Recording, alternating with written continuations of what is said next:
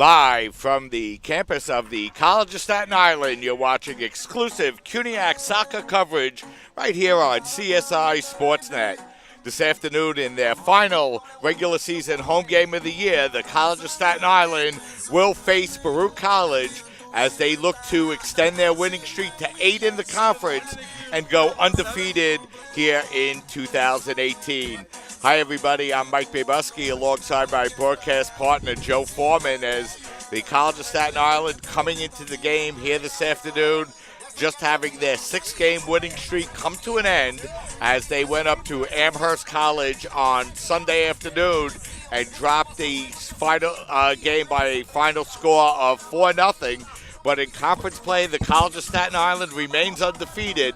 They've already clinched the number 1 seed in the upcoming 2018 CUNYAC conference tournament, and they will face a Baruch College team that's coming in undefeated in the conference as well, but already has 2 draws, so they cannot pass the Dolphins here in the standings here in 2018, Joe. So a good day for both teams. Both teams undefeated in conference play. And, of course, Joe, the Dolphins on a roll, having won 6 of the last 7, 10 out of their last 12, and undefeated in conference play. Well, as you mentioned before, Mike, the Dolphins are unbeaten in conference play and on a roll overall. They did drop their last game at Amherst, but prior to that, the Dolphins had rattled off several wins consecutively, including victories over Lehman, over Rosemont, over Hunter, Brooklyn, York, Medgar Evers. Those games dating back all the way to September 26th. So the Dolphins, prior to that loss at Amherst, had won 6 games straight. That streak came to an end with a 4-0 loss at the hands of Amherst on Sunday. Dolphins hope to get back to their winning ways in this one against the Baruch College Bearcats, another team that comes in unbeaten in the conference, as you mentioned, Mike. However, as you also stated, Baruch cannot catch CSI. CSI has clinched the top spot in the CUNYAC standings during the regular season. Of course, it is what occurs in the CUNYAC tournament that matters most. And from what I hear, I think we will have some coverage of the CUNYAC tournament next week. We'll see how that plays out. Those games to be played at Brooklyn College. This is the second to last regular season game for the Dolphins, their final home match. Their last game of the season played on October 22nd at NJCU. And we've talked about it before, Mike. The team, of course, would love to go into the CUNYAC tournament with some positive momentum, coming off a win, maybe 2 if they can take these last 2 games. That begins here today with this matchup against the Bearcats. You know, Joe, the Dolphins have outscored their opponents in conference play 40-1, and of course that only goal came on a penalty kick late in the game against York College, a game that the Dolphins had already secured a double-digit lead. And you know, Joe, we've been covering this team all year, and you look up and down the lineup from their starting goalkeeper and Kristen Carucci, a solid line of defense in the back, through the midfield, and of course powerful scoring being led by Bryant Navarro and Joe Barella, and this is made for a very formidable CSI Dolphin team. Statistically, it's been a great season for the College of Staten Island, especially on the attack. You mentioned and Navarro with 13 and 15 goals, respectively. Philip Lefkowitz has also added 9 goals of his own with 13 assists. Brenny Salas, who's been primarily a substitute this year, with 7 goals and 6 assists. And the list goes on and on. Many players on this team with multiple goals and multiple assists on the season. Taking a look at the roster, I see 5 players with at least 5 goals and 4 assists on the season. All of those I just mentioned, with the exception of Carlos Montesinos. So Montesinos, Salas, Balella, Lefkowitz, and Navarro all meet those requirements for the College of Staten Island on the attack all year. It's really been a great showing. CSI coming into today's action averaging just shy of 4 goals per game while only allowing 1. With numbers like that, it's very difficult to lose. You know, Joe, we mentioned the defense and the goaltending of the Dolphins, and of course it all starts from there.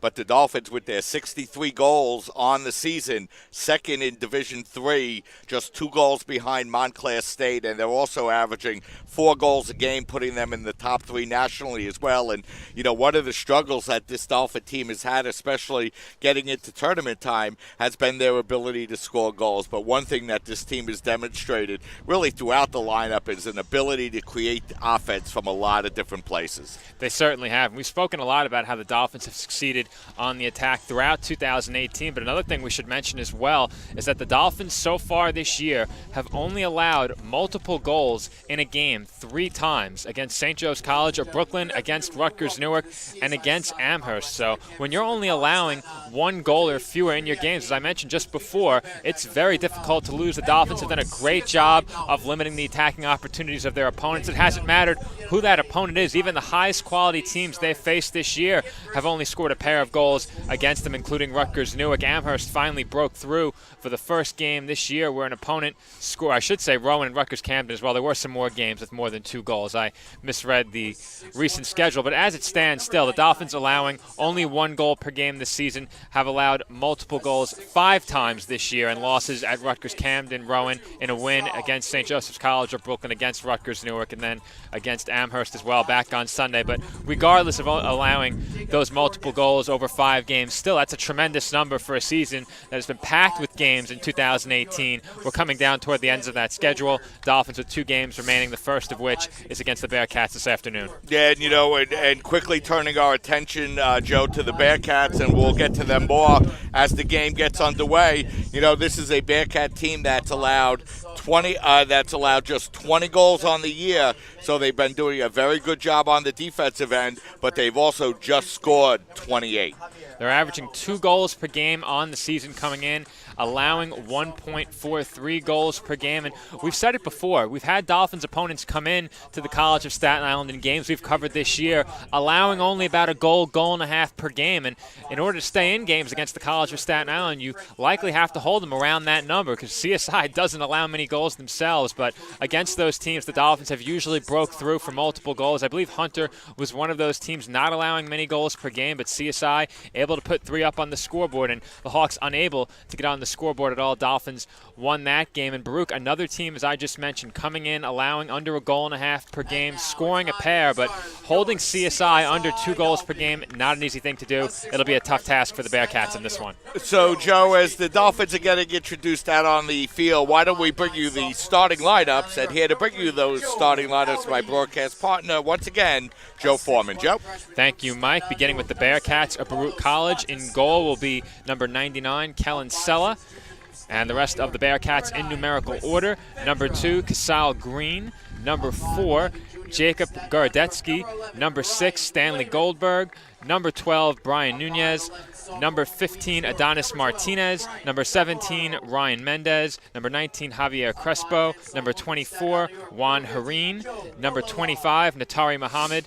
And number 30, Frank Iacovano. And for the College of Staten Island, in goal will be 0, Christian Carucci. The rest of the Dolphins in numerical order. Number 3, Joe Albanese. Number 7, Carlos Montesinos. Number 9, Chris Vendra. Number 11, Ryan Lehman. Number 12, Bryant Navarro. Number 15, Joe Balella. Number 16, Philip Lefkowitz. Number 17, Wilson Quintero. Number 23, Mike Arianis. And number 27, Miguel Morales. And, of course, the Dolphins coached by John Tardy. Head coach Tardy now in his 6th year and still looking for that first elusive CUNYAC championship. So we have brought you the starting lineups. Why don't we step aside for the national anthem, and then we'll be back to get you underway here at the CSI Soccer Complex.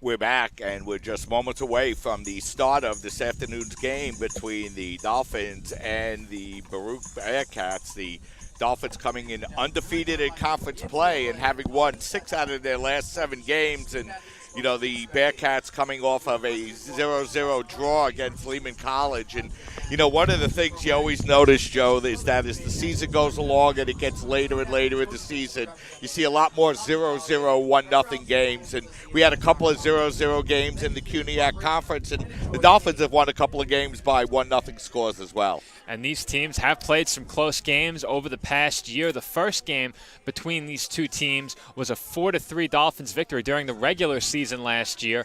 Goals for Omer Abdullah, Alex Sosa, and an own goal scored in that game as well by the Bearcats, I believe. Taking a look. The Dolphins lost that game 4-3. Dolphins lost 4-3, and the Bearcats did have an own goal in that game. So the Bearcats scoring 4 goals in that one, and including a 5th goal on themselves. Dolphins only able to put 2 in the back of the net in that regular season matchup against the Bearcats. But as we mentioned during the pregame, Mike, it is what occurs during the CUNYAC tournament that matters, and the Dolphins won that tournament matchup with the Bearcats by a score of 1-0 on a Joe Balella goal, advancing before seeing their season come to an end in the following round of that CUNYAC tournament. You mentioned, as just before, Mike, during the pregame as well, John Tardy seeking that elusive first CUNYAC championship, and we've said it earlier this year, if there was ever a year the Dolphins are in prime position to secure that CUNYAC championship, it's 2018. Yeah, and Joe, coming into today's game, the Dolphins 7-0. They've never gone undefeated in CUNYAC regular season play under head coach John Tardy, and no matter what happens in the game today, this will be the Dolphins' best regular season record in the conference. And, we mentioned before the Dolphins outscoring their opponents in conference play 40-1 and have yet to allow a goal on the field. The only goal coming late in the game against York College on a penalty kick, with the Dolphins already up by double-digit leads. But, we mentioned before, the last couple of Dolphin conference games been a lot closer. Dolphins winning against Lehman 1-0, Hunter 3-0, and Brooklyn 1-0 in their last 3 conference games. So they've outscored their opponent 5-0. But as is often the case, when the schedule gets later and later, the goals seem to become tougher and tougher to get. So we're underway here as the Dolphins underway in their home blue and whites. And Dolphins control the first touch here of the afternoon. Dolphins working the ball back defensively. And, Joe, one of the best things about the CSI Dolphin team, one of the things about the CSI Dolphin team, Joe, is that they play so well defensively. They really make it hard for teams to get sustained attacks on them.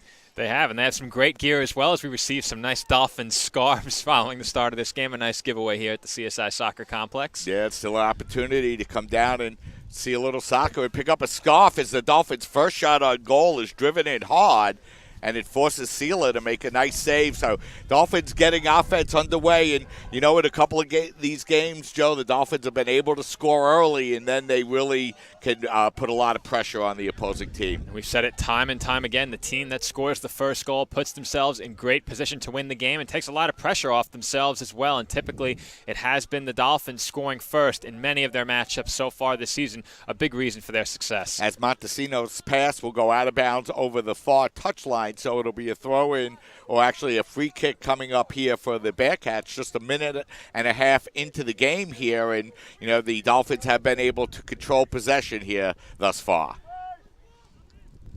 Heavy wind here this afternoon. You might be able to pick up in our microphones, but still not a bad day for mid-October.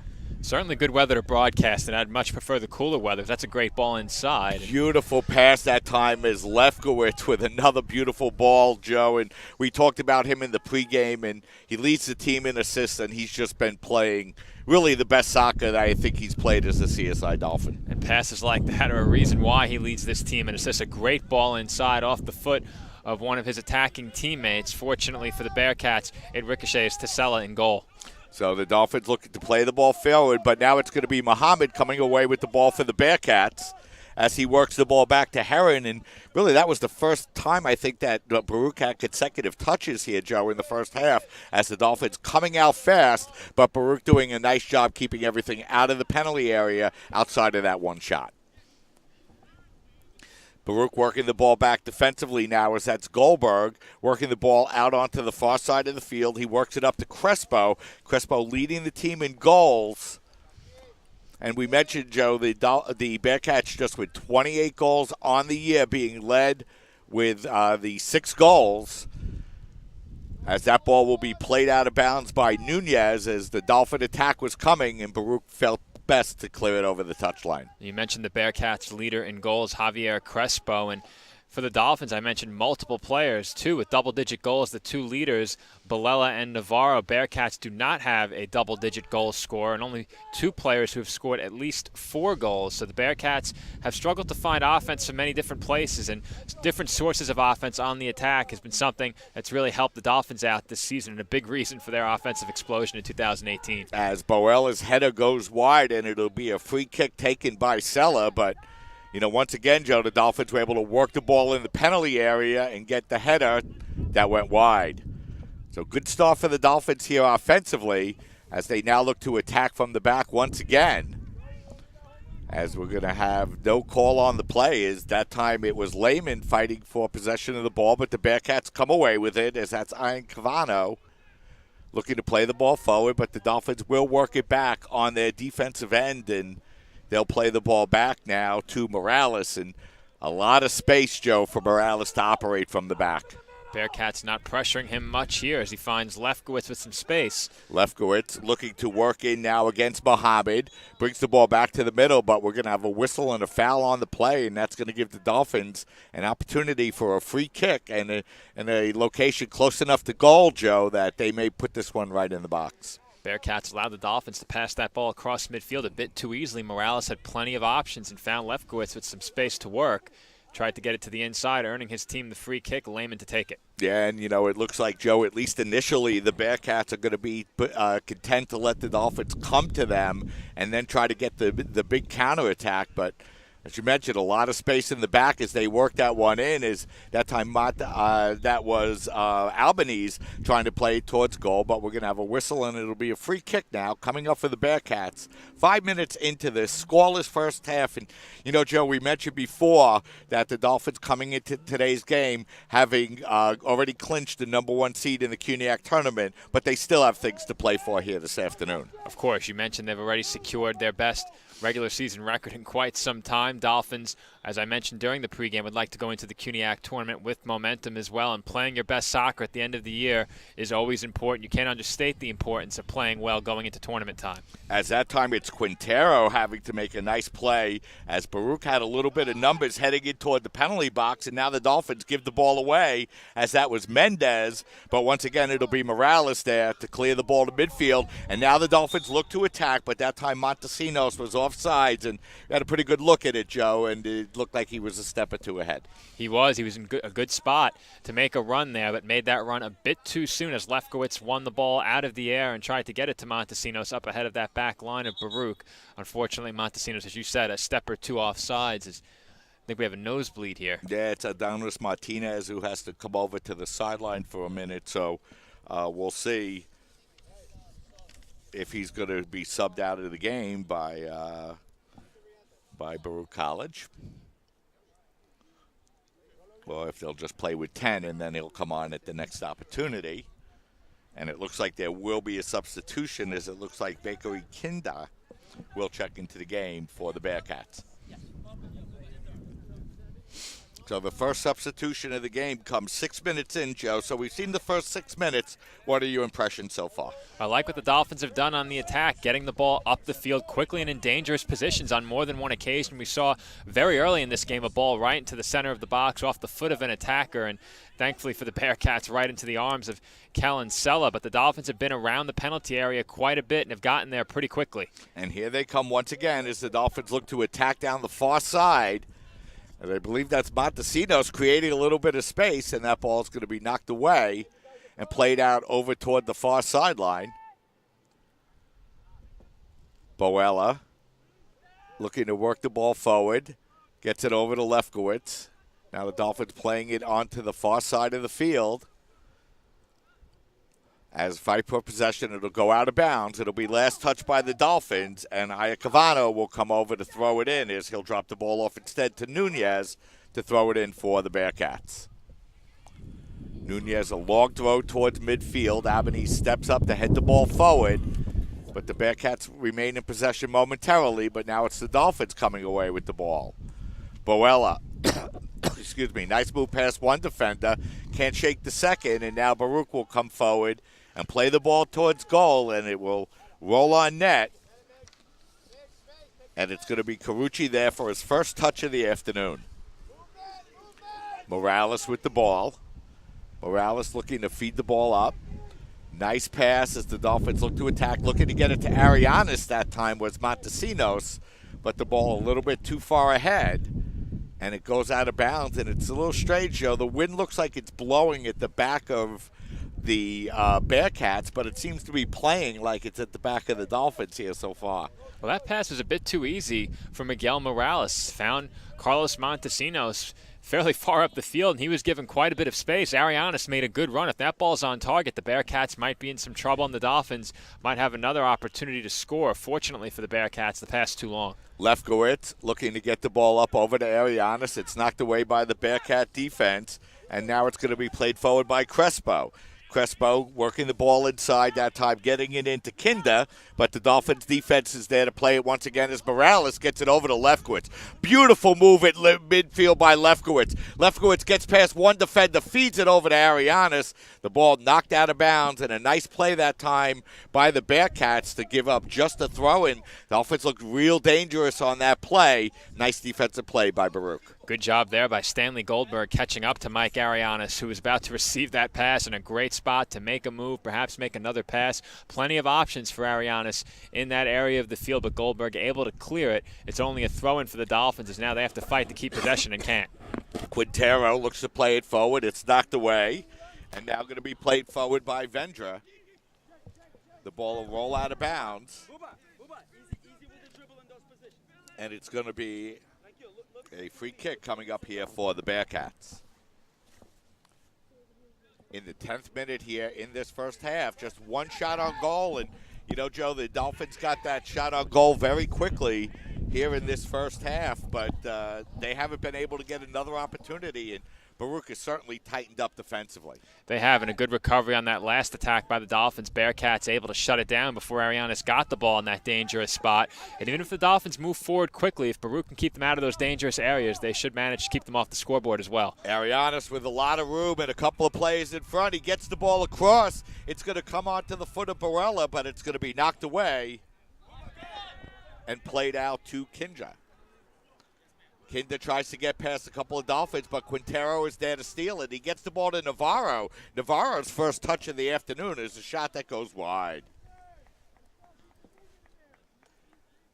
So Navarro, who'd been quiet here in this first half, got a good foot on the ball that time, Joe, but just not able to get enough of it and shanked it wide past the far post. Well, it was nearly dangerous when Montesinos received that pass in front. It just got by and may have deflected off of his foot slightly. Dolphins do wind up getting a good shot out of it, but that could have been a great shot had that ball wound up on the foot of Montesinos. As that ball is going to be knocked out of bounds, so it's going to be a throw-in coming up here for the Bearcats.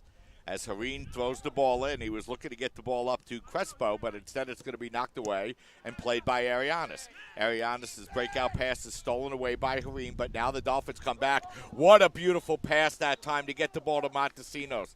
Montesinos looking to work against Green. Montesinos' shot and the goal. What a beautiful move that time.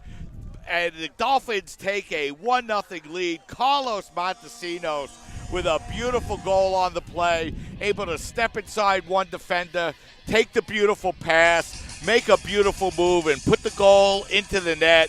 And just like that, the College of Staten Island takes a 1-0 lead.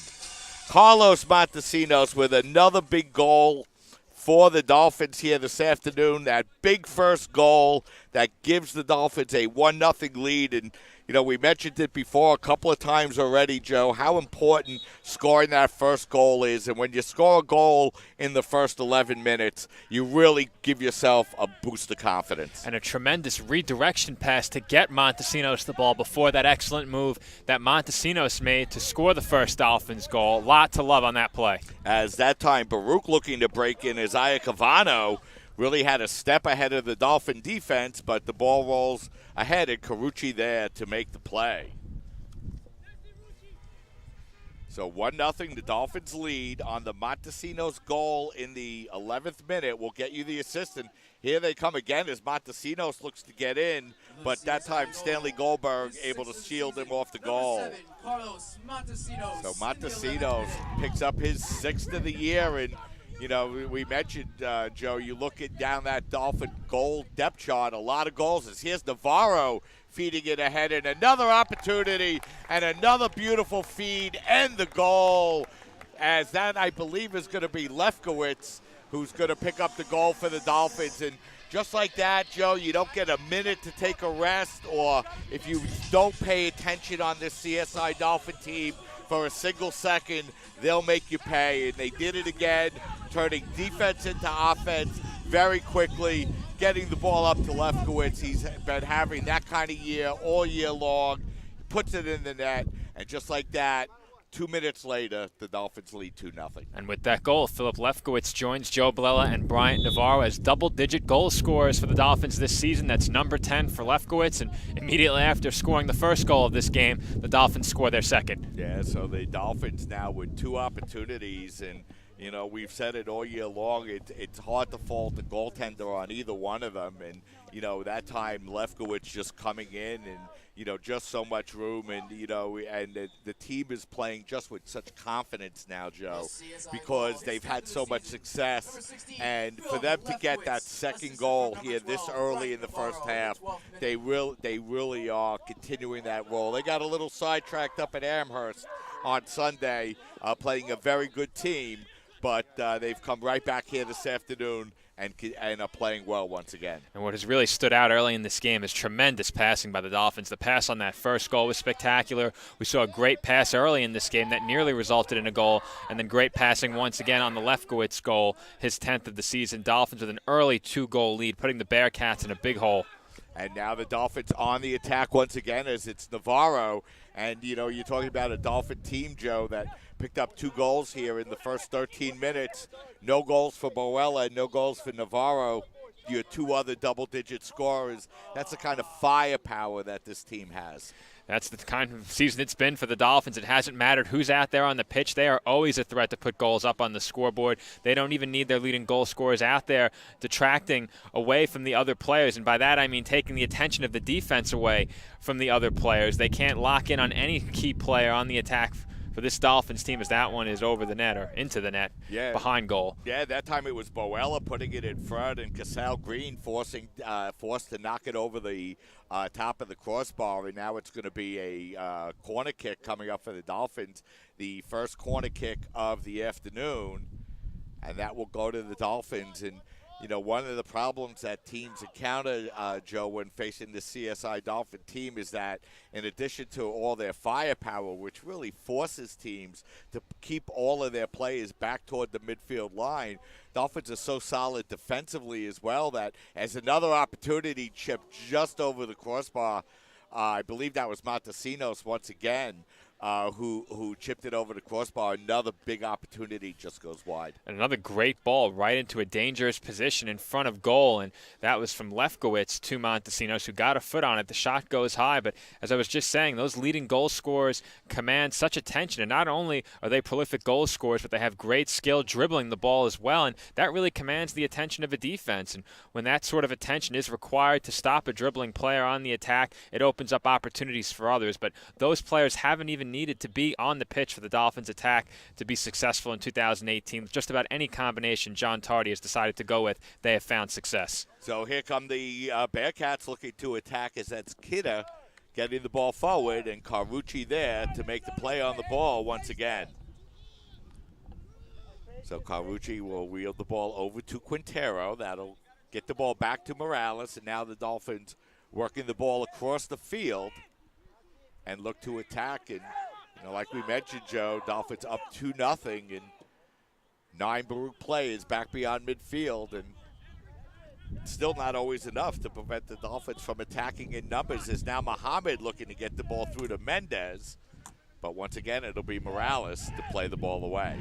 What I've noticed around the midfield, Mike, is that the Bearcats have allowed the Dolphins to make the first pass from the back across midfield, but the Dolphins have made their second pass so quickly, and those have turned into offensive chances for the College of Staten Island. In many cases, the Bearcats haven't been able to recover. They've made some nice defensive plays to recover in some cases, but on those 2 goals, they simply weren't able to get back in time.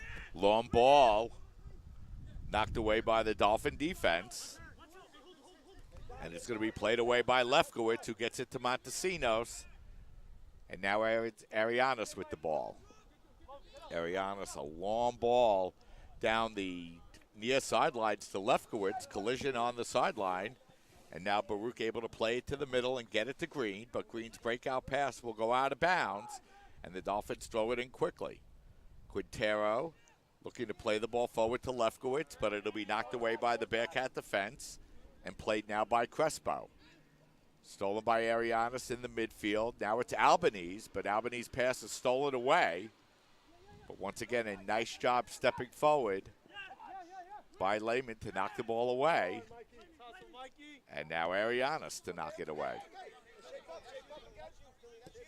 Gladetsky, a good ball looking to get it to Iacovano. But once again, Carucci decisive off the back line. And you know, he doesn't get a lot of work, Joe, but, you know, all season long, really since the first few games of the year, Christian Carucci's come in and played really solid goal. And, you know, you really have to look long and hard to find the mistakes he makes in catching the ball and distributing the ball. He's really is a true first-year freshman. Really done a phenomenal job in the nets for the Dolphins. That's a great point you make, Mike. Carucci's been able to avoid those key mistakes that result in goal. We've seen it so many times in opponents that the Dolphins have played so far this season where the goalkeeper makes a huge mistake coming out too aggressively or misplaying a ball, not getting the ball far enough out of that defensive third of the field on a free kick or an opportunity to clear the ball out of danger. And sometimes those result in goals. That has not been the case for Carucci this year. He has avoided those key mistakes, and though he hasn't had to face many shots in most of the games we've covered, when he has had to face some pressure by the opposing attack, he's gotten the job done for the Dolphins in goal. As Lehman now working the ball over on the far side of the field, now it's Navarro trying to attack, and he'll get the foul. So he'll have a free kick opportunity coming up here as we approach 27 minutes remaining here in the first half, and Dolphins play the ball across to Arianis. Arianis getting it over to Lefkowitz. Fighting for possession with Hareen, and the Bearcats able to clear it, but not out as Quintero plays the ball back into the center of the field to Arianis. Arianis looked to get it to Quintero. A little bit of miscommunication there, and it's Kidder, but he can't get past Vendra. Vendra, now Montesinos with the ball. Carlos picking up a goal, the first goal of the game here for the Dolphins this afternoon. And now it's Morales. Now Vendra. Vendra looking for Quintero to make a big overlapping run, and Sella comes out and makes a nice play on the ball. Good decisive play that time by the Bearcat keeper. And taking a look at the defensive alignment for the Bearcats, only one player beyond midfield there as the Dolphins were looking to make that pass across midfield. Once again, found a nice opening in the overlapping run. Just a bit mistimed as the ball was a bit too far in front as this one comes towards us. As that ball is going to be played forward by Hareen. But Hareen's pass, that time looking for Crespo, will go out of bounds. And it will be a throw-in coming up here for the Dolphins. Dolphins doing a good job not letting the Bearcats get comfortable and really forcing them to rush their passes.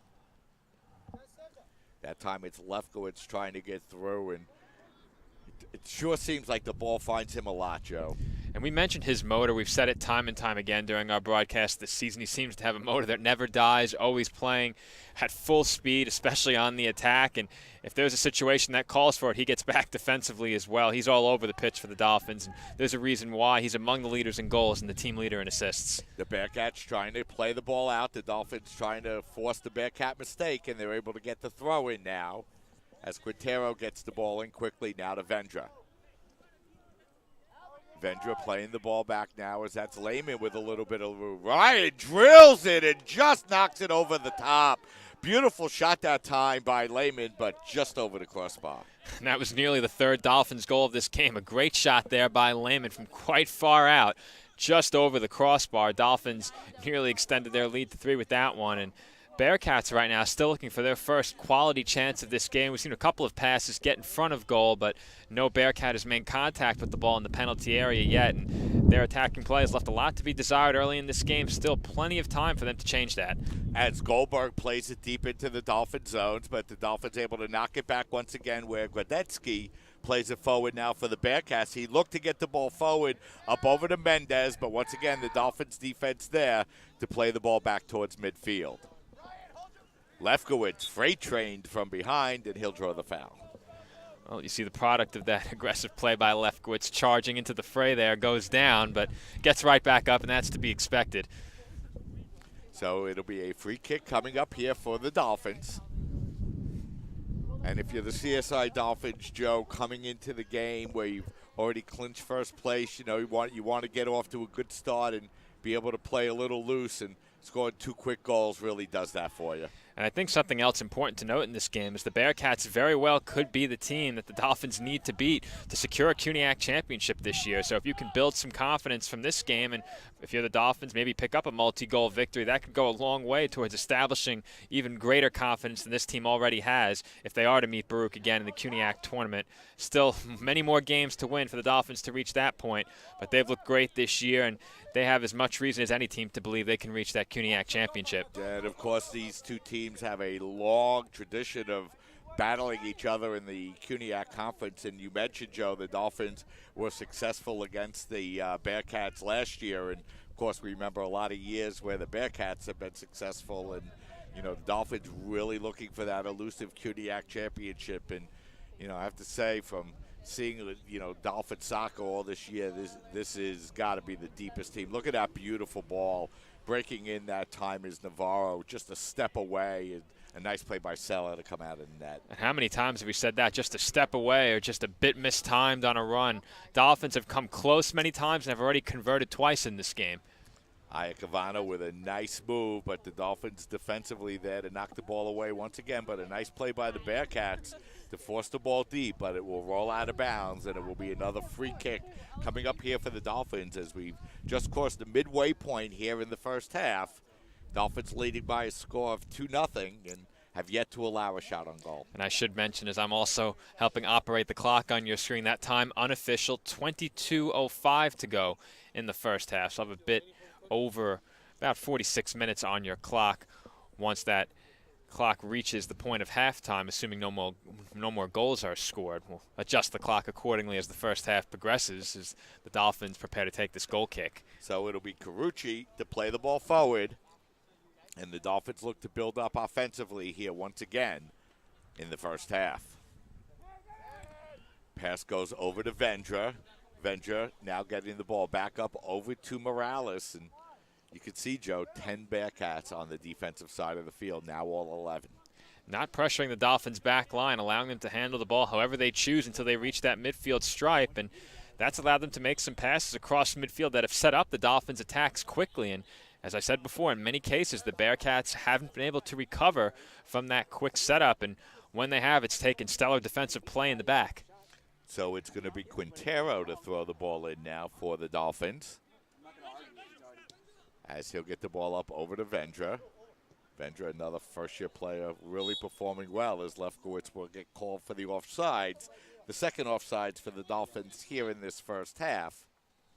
And it'll be a free kick coming up here for the Bearcats. And hard to believe it, Joe, but final regular season CUNYAC game of the year already. Just one game left for the regular season, and then it's CUNYAC tournament time. Time flies for sure here at the College of Staten Island. I hope to join you at Brooklyn. We'll see if I'm called upon, but I'm always available if you guys need me. So we'll see what happens in the next couple of weeks, but it should be an exciting CUNYAC tournament. Nonetheless, Dolphins, as I said before, as much reason as any team to believe that they can win the CUNYAC championship this year. And hopefully for John Tardy and this team, he's able to pick up his first CUNYAC championship in 2018, as we've seen the progression of this team. I have over the last 3 years, and you for longer than that. As Navarro, look at him running past a couple of defenders, knocked away at the last minute by the Bearcats as they play that ball back in towards midfield, and the ball's going to go out of bounds, so it's going to be a throw-in coming up here for the Dolphins, as we're going to have a substitution here for CSI. And it's Mackie Dagoon who will enter in place of Mike Arianis. And on that last sequence there, Mike, we've said time and time again how a stellar goal scorer Bryant Navarro is, but I mentioned before his dribbling skill as well. We saw it on display right there, weaving his way through that entire Baruch defense. At least 3 or 4 challengers he was able to beat on his way into the penalty area. Unfortunately unable to get a great shot off, but still a good opportunity for the Dolphins. Long ball over to Lefkowitz. It will be headed towards goal by Hareen, and Sella will be there to play it for the Bearcats. Just over 19 minutes remaining here in this first half.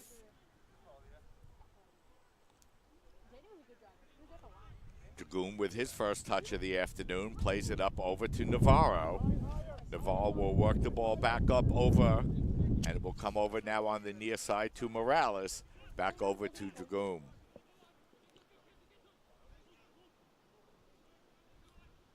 Dolphins working the ball out now onto the far side of the field, but the pass a little bit too far ahead. It will roll out of bounds, and it's going to be a throw-in opportunity coming up here for the Bearcats.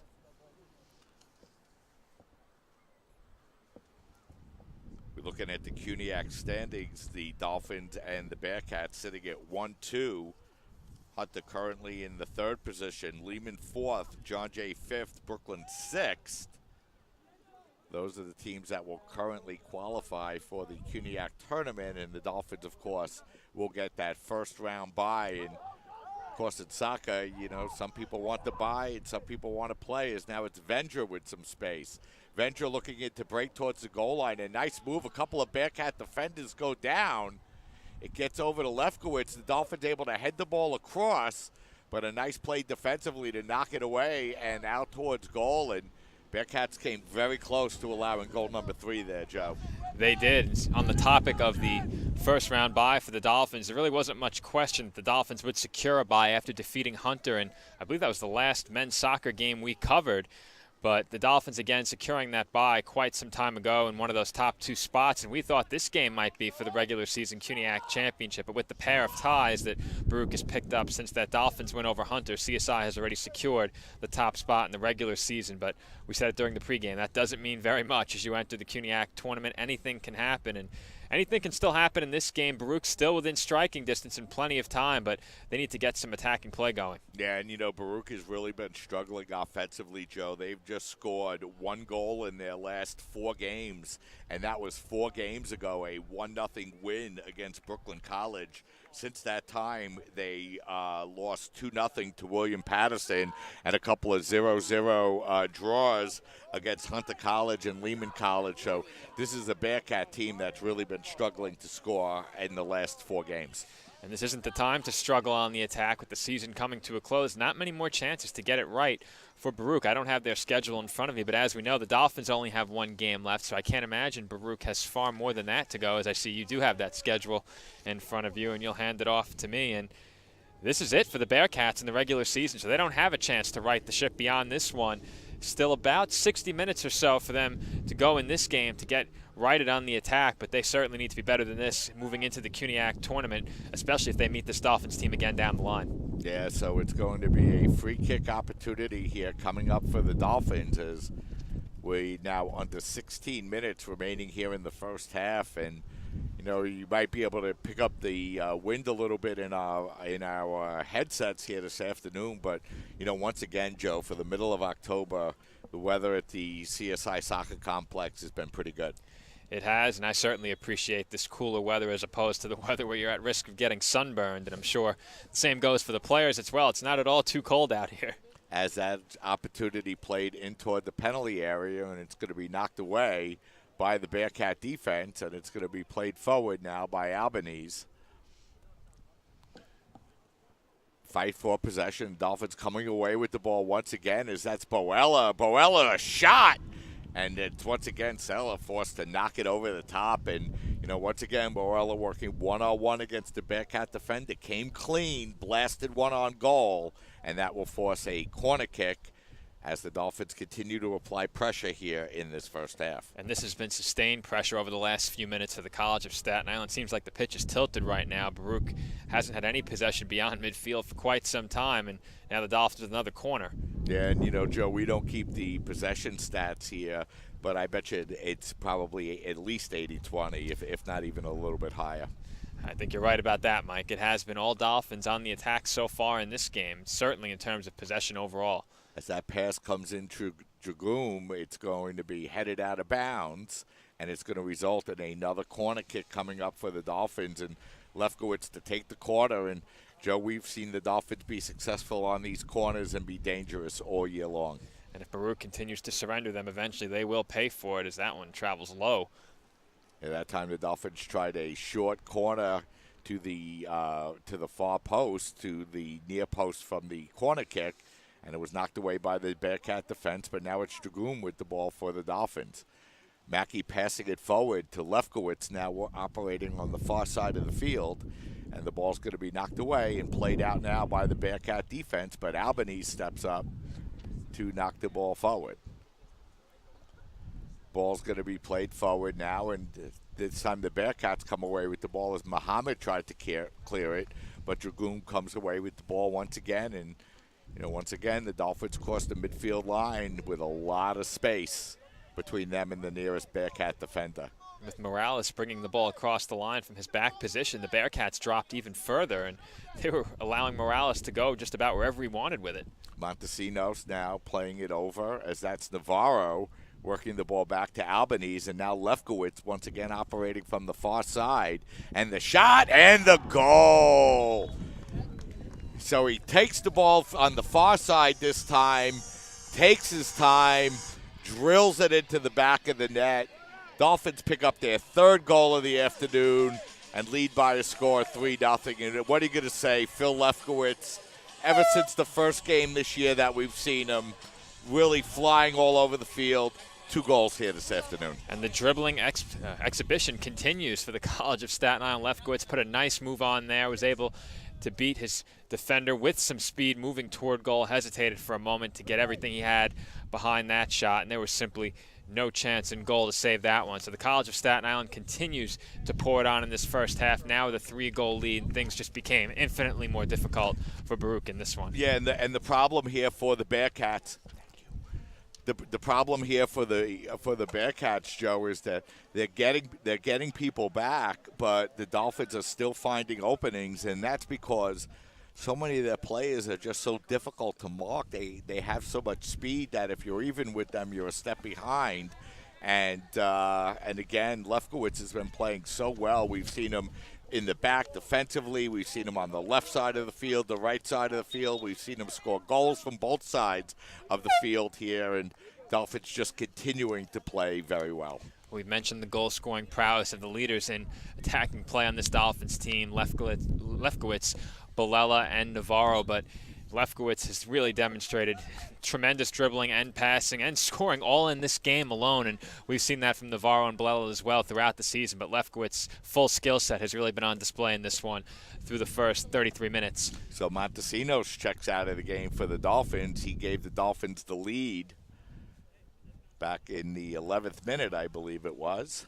The CSI goal. His 11th as you hear Philip Lefkowitz get the goal. And, Joe, when you add in the 11 goals with the amount of assists and just the amount of playmaking that he's done this year, really just a off-the-charts year for Philip Lefkowitz. It has been, and that's coming off a year where he was recovering from an injury early last year. I remember him coming back with the knee brace, now able to play without that restriction in 2018, and we've noticed a significant difference in the level of his play. He was a solid player for this team last year, but he's taken it to another level in 2018. Yeah, and, the Dolphins create so many issues where you need to put more than one striker, as that's a nice shot that time taken by the Bearcats, as that's Andy Figueroa, who was able to put that one a little bit wide of goal.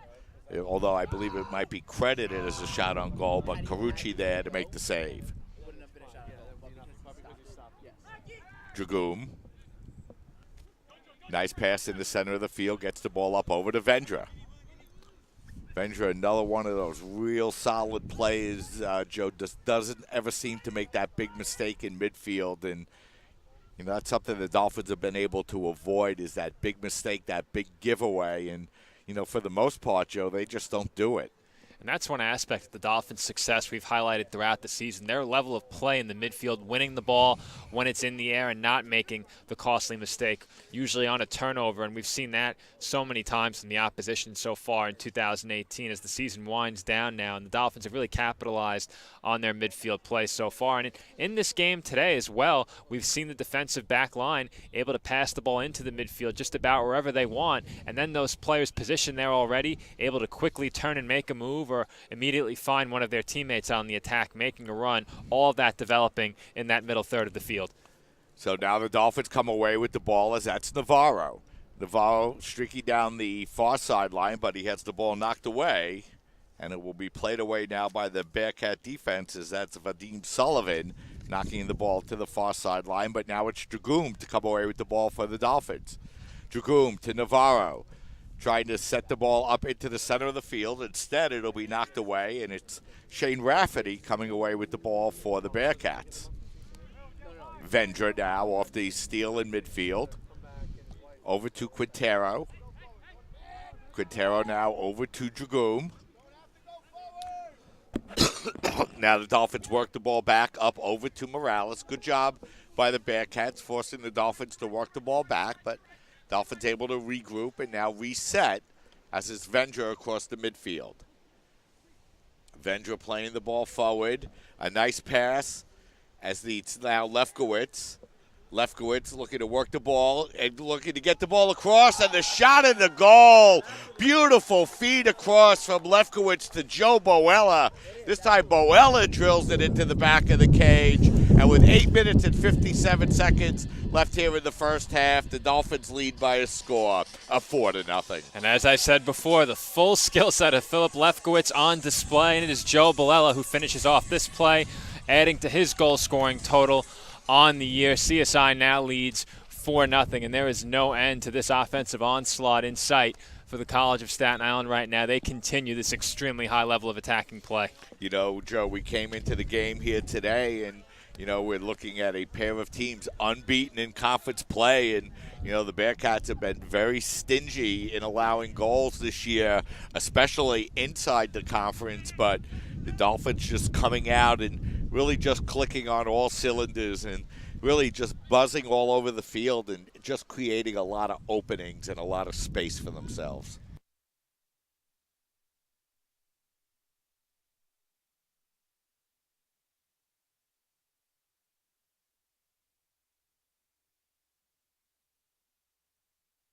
Assisted by number 16, Philip Lefkowitz.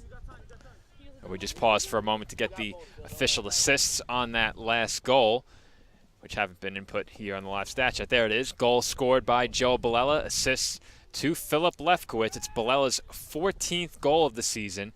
And I'll have to check the assist numbers for Lefkowitz in this game, but he came in leading the team in assists and added to that lead. That's his first assist of the game, giving Lefkowitz 14 assists on the season. Yeah, so Lefkowitz with 2 goals and an assist here in the first half. As Boella picking up the goal.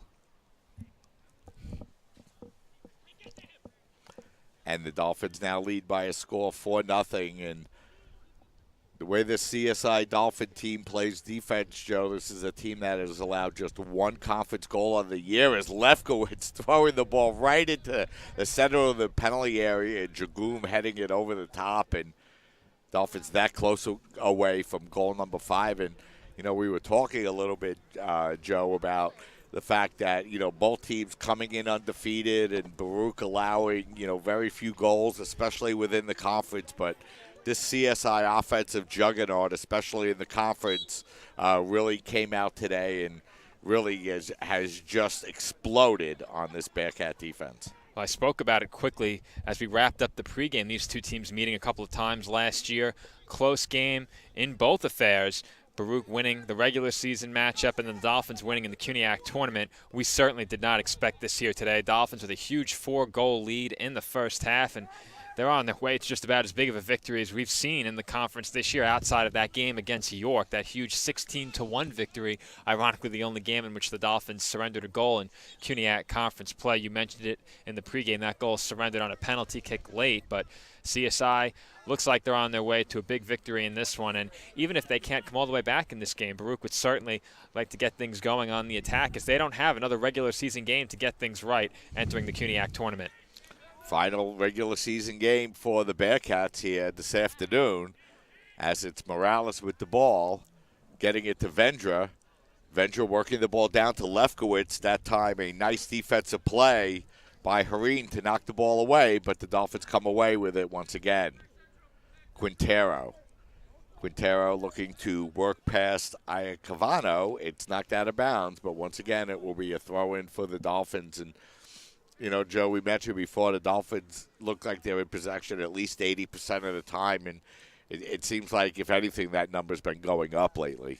And really, the only time they haven't been in possession is when Baruch has cleared the ball toward the Dolphins' goal, and the ball has been in flight. I'm not sure Baruch has dribbled the ball beyond midfield on our left side more than once in this game. It's just been a struggle for them to get anything developing on the attack. CSI has had the ball in the final third of the field for the majority of this game, and the pressure has been on from the opening kick in this one all the way through now the 40th minute.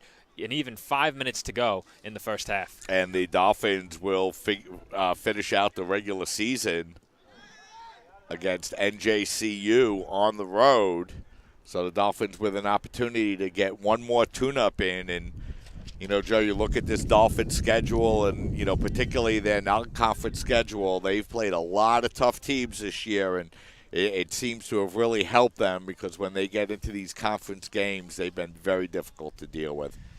Teams just haven't been able to score on them, plain and simple. It's been York scoring the only goal against them on a penalty kick, and that penalty was argued vociferously from the Dolphins bench in that game. We also had another incident with a red card earlier in that game called against York. So aside from the score, there were some entertaining moments in that one, but throughout the season, it's been entertaining soccer for the College of Staten Island. They've been prolific on the attack, as I've said many times. That's continued here in this game against the Bearcats. And if they can bring this kind of attacking play into the CUNYAC tournament and through the CUNYAC tournament, they have to be the favorites. And I think they clearly are the favorites right now to win the CUNYAC championship this year. Yeah, you know, Joe, I don't know how they couldn't be. You know what, of course, Lehman coming in as the defending champs are the champs until somebody beats them. And, you know, to be fair, Lehman just gave up a single goal to the Dolphins, and they were right in the game. So, you know, we've seen too many of these conference games, and we know that what you do in the regular season has nothing to do with what happens in the CUNYAC tournament. You're absolutely right about that, and Lehman's one of those teams we haven't seen here at the CSI Soccer Complex this year. Brooklyn also a team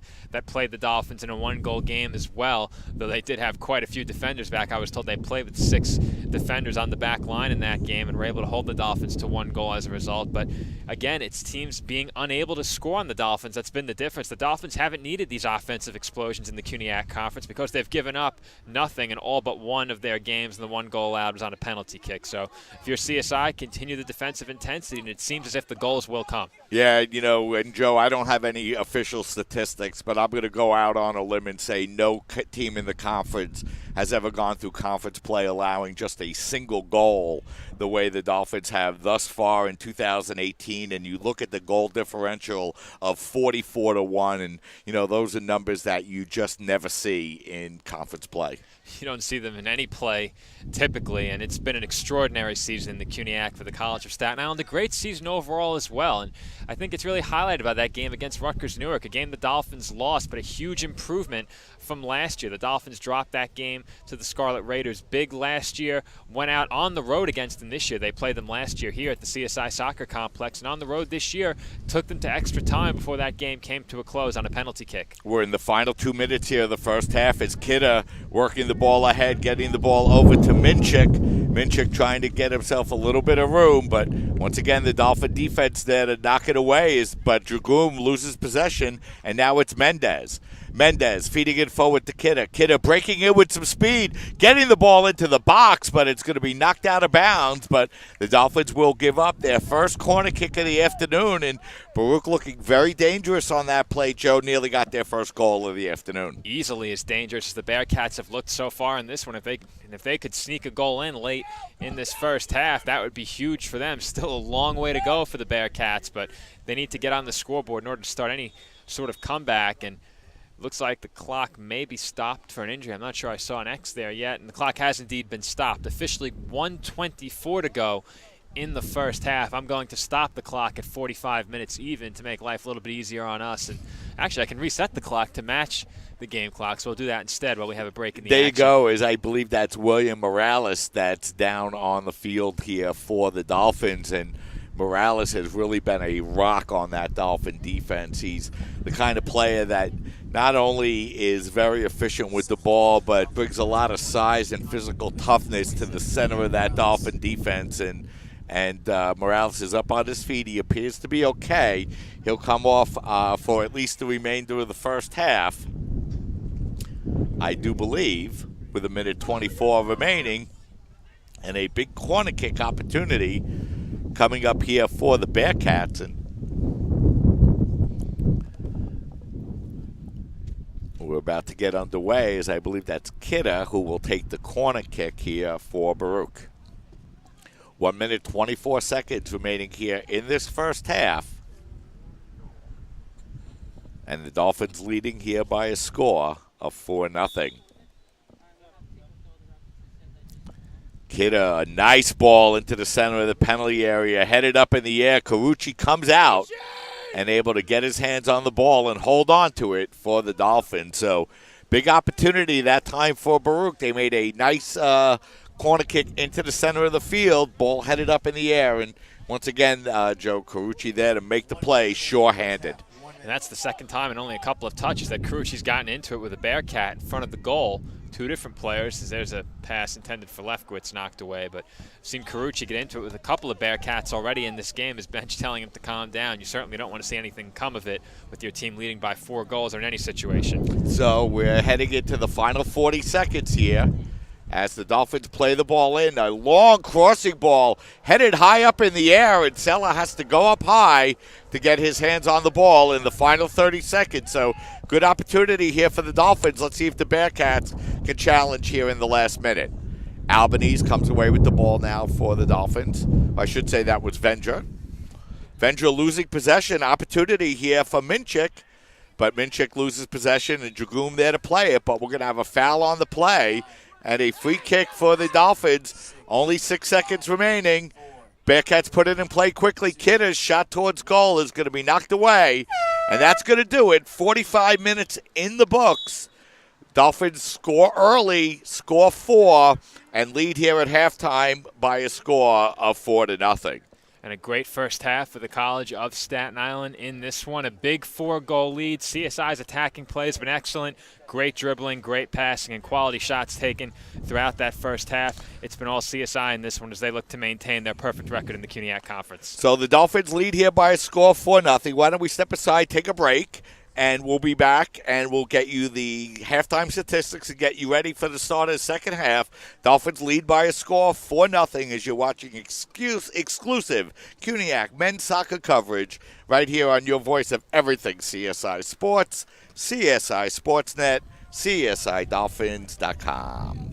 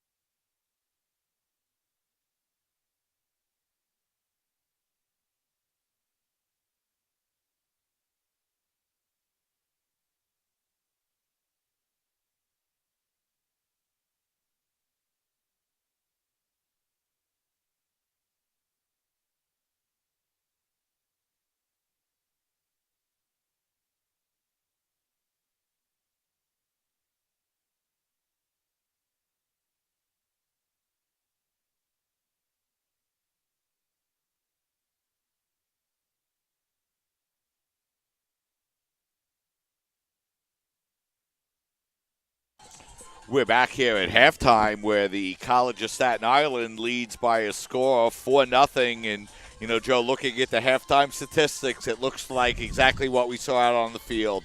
A lot of Dolphin domination. They were able to get a goal in the 11th minute, and they've really never looked back. No, they haven't, and it's been all Dolphins in this one. You really can't say enough about the way they've played on the attack. Philip Lefkowitz with a pair of goals and 2 assists. I incorrectly said 1. So Lefkowitz during the half I think was credited with a second assist in this game. Back on the first goal, I don't think he was initially credited with an assist on that goal. Does get the assist now as we enter the second half. So Lefkowitz with a pair of goals and a couple of assists.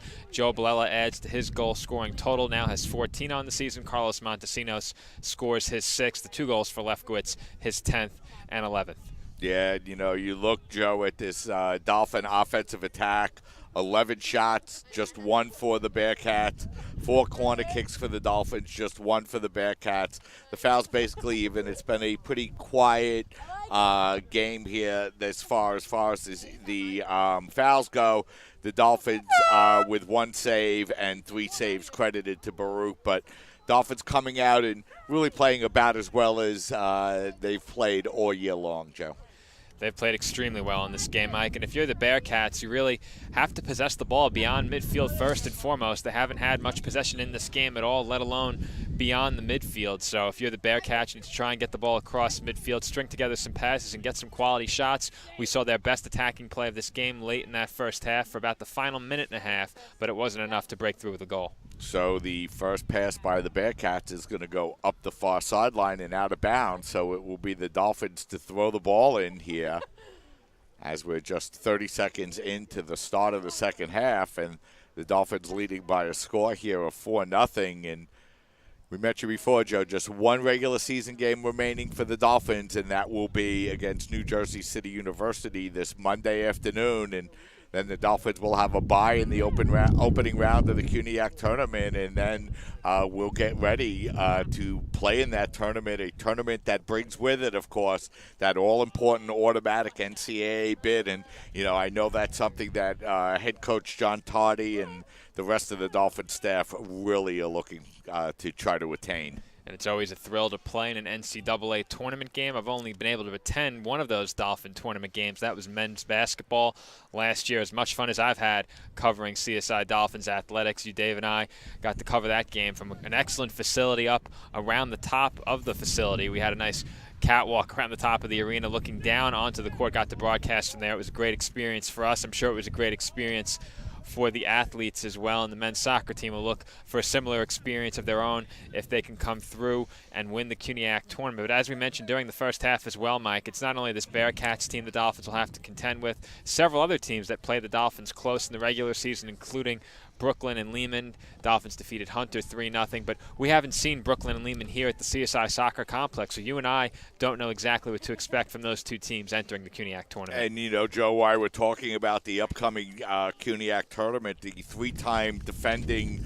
CUNYAC champion Lady Dolphin soccer team, having already wrapped up the regular season championship, will also go into the CUNYAC tournament as the number 1 seed, looking to win their 4th consecutive title. And, you know, a great year for first-year head coach Brittany Caceres and that CSI Dolphin team. It's been a great season for Dolphins soccer overall. You mentioned the success of the women as well as the men, also unbeaten within the CUNYAC conference. It's been a tremendous showing for both of these teams so far in 2018, and they'll look to both see it culminate with the CUNYAC championship. Of course, the women defending champions and the men looking to pick up the elusive championship that's been able to avoid their grasp for quite some time now. But again, as I said during the first half, they've played excellent soccer all year long and have as good of a reason as any team to believe that they can win the CUNYAC championship this year as well. The Dolphins, with 2 regular season games remaining, they'll play their final conference home game this Saturday at 11 o'clock against Brooklyn College here at the CSI Soccer Complex, and then they'll wrap up their regular season against Rosemont College here at the CSI Soccer Complex this Monday. So 1 regular season game remaining for the men after today. The women with 2 more, but they've already wrapped up their CUNYAC championship. Yeah, and much like the men, they've secured their spot atop the conference, and it's a testament to how well they've played within the conference. They still have a conference game to go and have already secured the top spot. it's been a great season for them overall. I'll take a closer look at the numbers in just a moment as I pull those up, and Dolphins once again in a dangerous spot on the attack, but that's over the touchline. So quickly for the women, Mike, we mentioned the men's success on the attack, averaging just shy of 4 goals. The women averaging over 3.4 goals per game. They've allowed more goals, allowing about 2 goals per game on the season, but the scoring disparity has been huge as well, plus 19 for the women on this season. As that ball headed right toward the far post and just over the head of an attacking Dolphin player and out of bounds. So Dolphins nearly had another opportunity to get that shot on goal as they had a beautiful crossing pass, and Eric Condi, who checked into the game for the Dolphins, just missed heading that one into the net.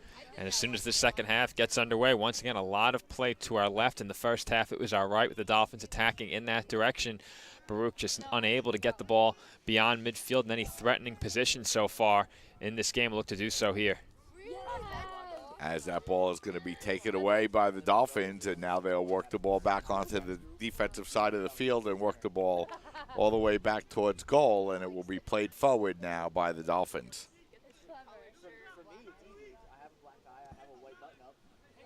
Dolphins playing the ball into the center of the field now as that's Vendra.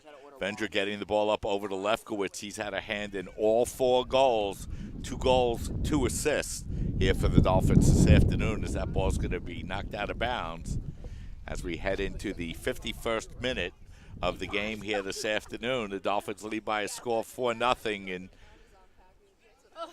Dragoom blasts that one towards goal. It will be wide and out of bounds. I thought it might have hit a Bearcat defender, but the official says no, so it'll be a free kick upcoming here for the Bearcats.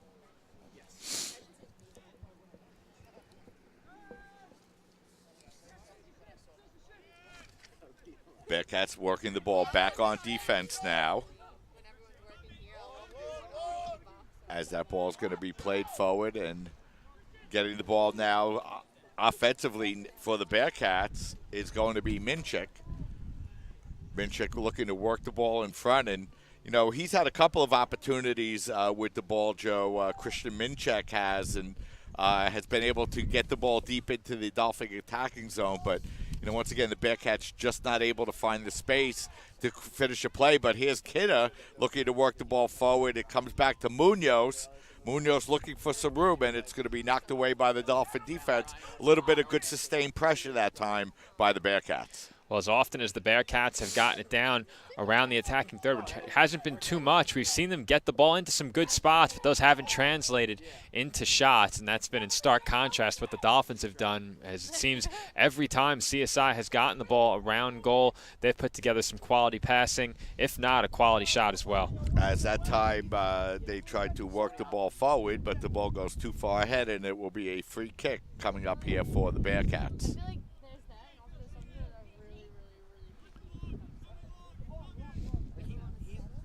Long pass now down the far side by the near side by Goldberg, as he was looking to get that ball up to Mitchik, but it's going to be knocked out of bounds.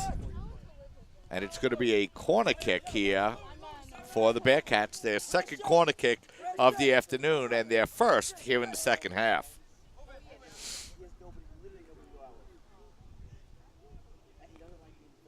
Philip Lefkowitz rocketing past Bryant Navarro today, lead to take over the team lead in points, as he now has 37, as that ball got across the Dolphin defense. Very dangerous and uncharacteristic, as the Dolphins able to clear away, and now it's Kidder coming out with the ball. So Bearcats have been a little more successful attacking this Dolphin defense, Joe, here so far in the second half. Well, I spoke about it as we entered the second half. They need to possess the ball far more beyond the midfield stripe, and that's a good way to get it started. They already have a corner kick attempted, a couple of corner kicks attempted in this half as well. One, or I should say, in the last few minutes. One was attempted late in the first half, but that last corner, as you mentioned, Mike, got through the Dolphins' defense. Unfortunately, once again, getting the ball in good position doesn't result in a shot for the Bearcats there. So it's going to be a free kick opportunity coming up here for the Dolphins. Dolphins credited with 7 shots on goal.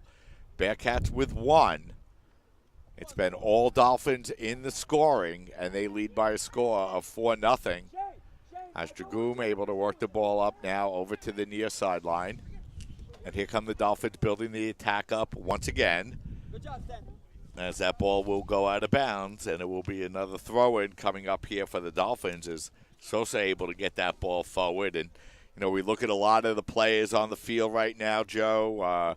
Brenny Salas for the Dolphins coming out here in this second half, and Alex Sosa, and, you know, we saw Salas come and check in late in the first half, and, you know, these are very high-skill players, and these are players the Dolphins are rolling it off the bench this year. I said it in the pregame, Mike. It hasn't mattered what combination is out there on the pitch for the College of Staten Island. They're still able to maintain their attacking pressure. Even without their leading goal scorers that command so much attention, they've been able to make things work with any group that John Tardy has decided to go with, and the pressure really hasn't let up regardless of who's out there for the College of Staten Island. And we saw that continuing with that last sequence, and rolling it away there is, I believe, a new goalkeeper in the game for Baruch. It looks like number 1 from here if you have the roster in front of you, Mike.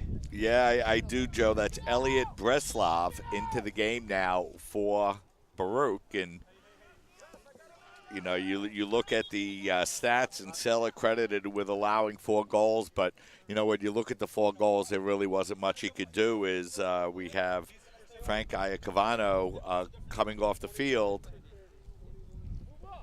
And we'll have a substitution here, as checking in for the Bearcats will be Cormac Foley, the 5'8" freshman. As the clock stopped now, with 35 minutes and 21 seconds remaining here in this first half. Second half, boy. It was a long first half, Mike. Yeah, you know, Joe, the Dolphins coming in, having won 6 out of their last 7 and 10 out of their last 12, have really been playing good soccer. Going down the stretch of the field as Lefkowitz coming up and stealing that 50-50 ball and attacking with a lot of momentum, working his way past 4 Bearcat defenders, but his pass into the center of the field is going to be knocked away.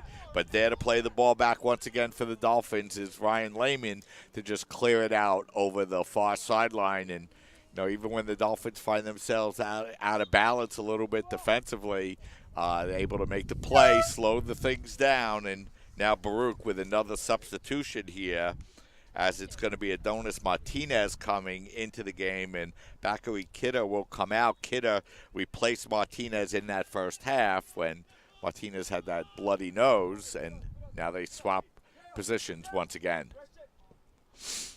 Long play into the center of the box, but it'll be past everyone, and it'll be Carucci there to put the ball down for the Dolphins. I think we have a sub in goal for the Dolphins as well, Mike. I think Jake Foldis is in goal for CSI to start the second half. So both teams changing goalkeepers at halftime. Yeah, so the Dolphins and the Bearcats with new goalkeepers as Foldis back into the net for the Dolphins. And Foldis getting an opportunity to play here in the second half. And, you know, top priority for this Dolphin team, Joe, they have not allowed a goal from the field in conference play all year long, and I'm sure they're looking to extend that here throughout this remainder of the second half. Dragoon with the ball now for the Dolphins. Mackey passes it right into the center of the field, gets the ball out over to Sosa.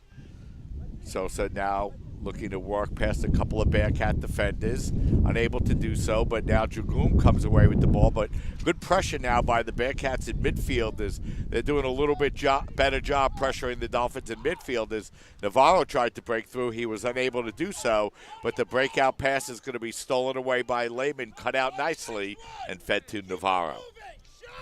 Lefkowitz over to Dragoon. Dragoon into the center of the field to Vendra.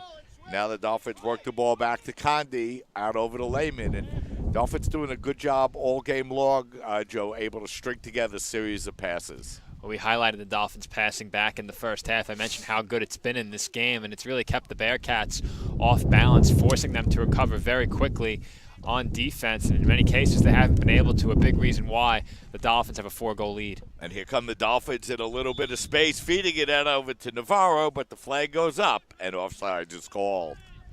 So the first offsides of the second half will be charged to the Dolphins, and it's going to be a free kick opportunity here for the Bearcats as the clock continues to wind down We're in the 2018 home season finale here at the College of Staten Island Soccer Complex. The last regular season home game for the Dolphins, the last conference game for the Dolphins as they look to go into the CUNYAC tournament undefeated for the first time in the 6-year tender of head coach John Toddy. Albanese on the far side of the field has the ball stripped away, and now the Bearcats looking to come through with an opportunity, but a nice play by Joe to come back and make a sliding tackle to knock the ball away.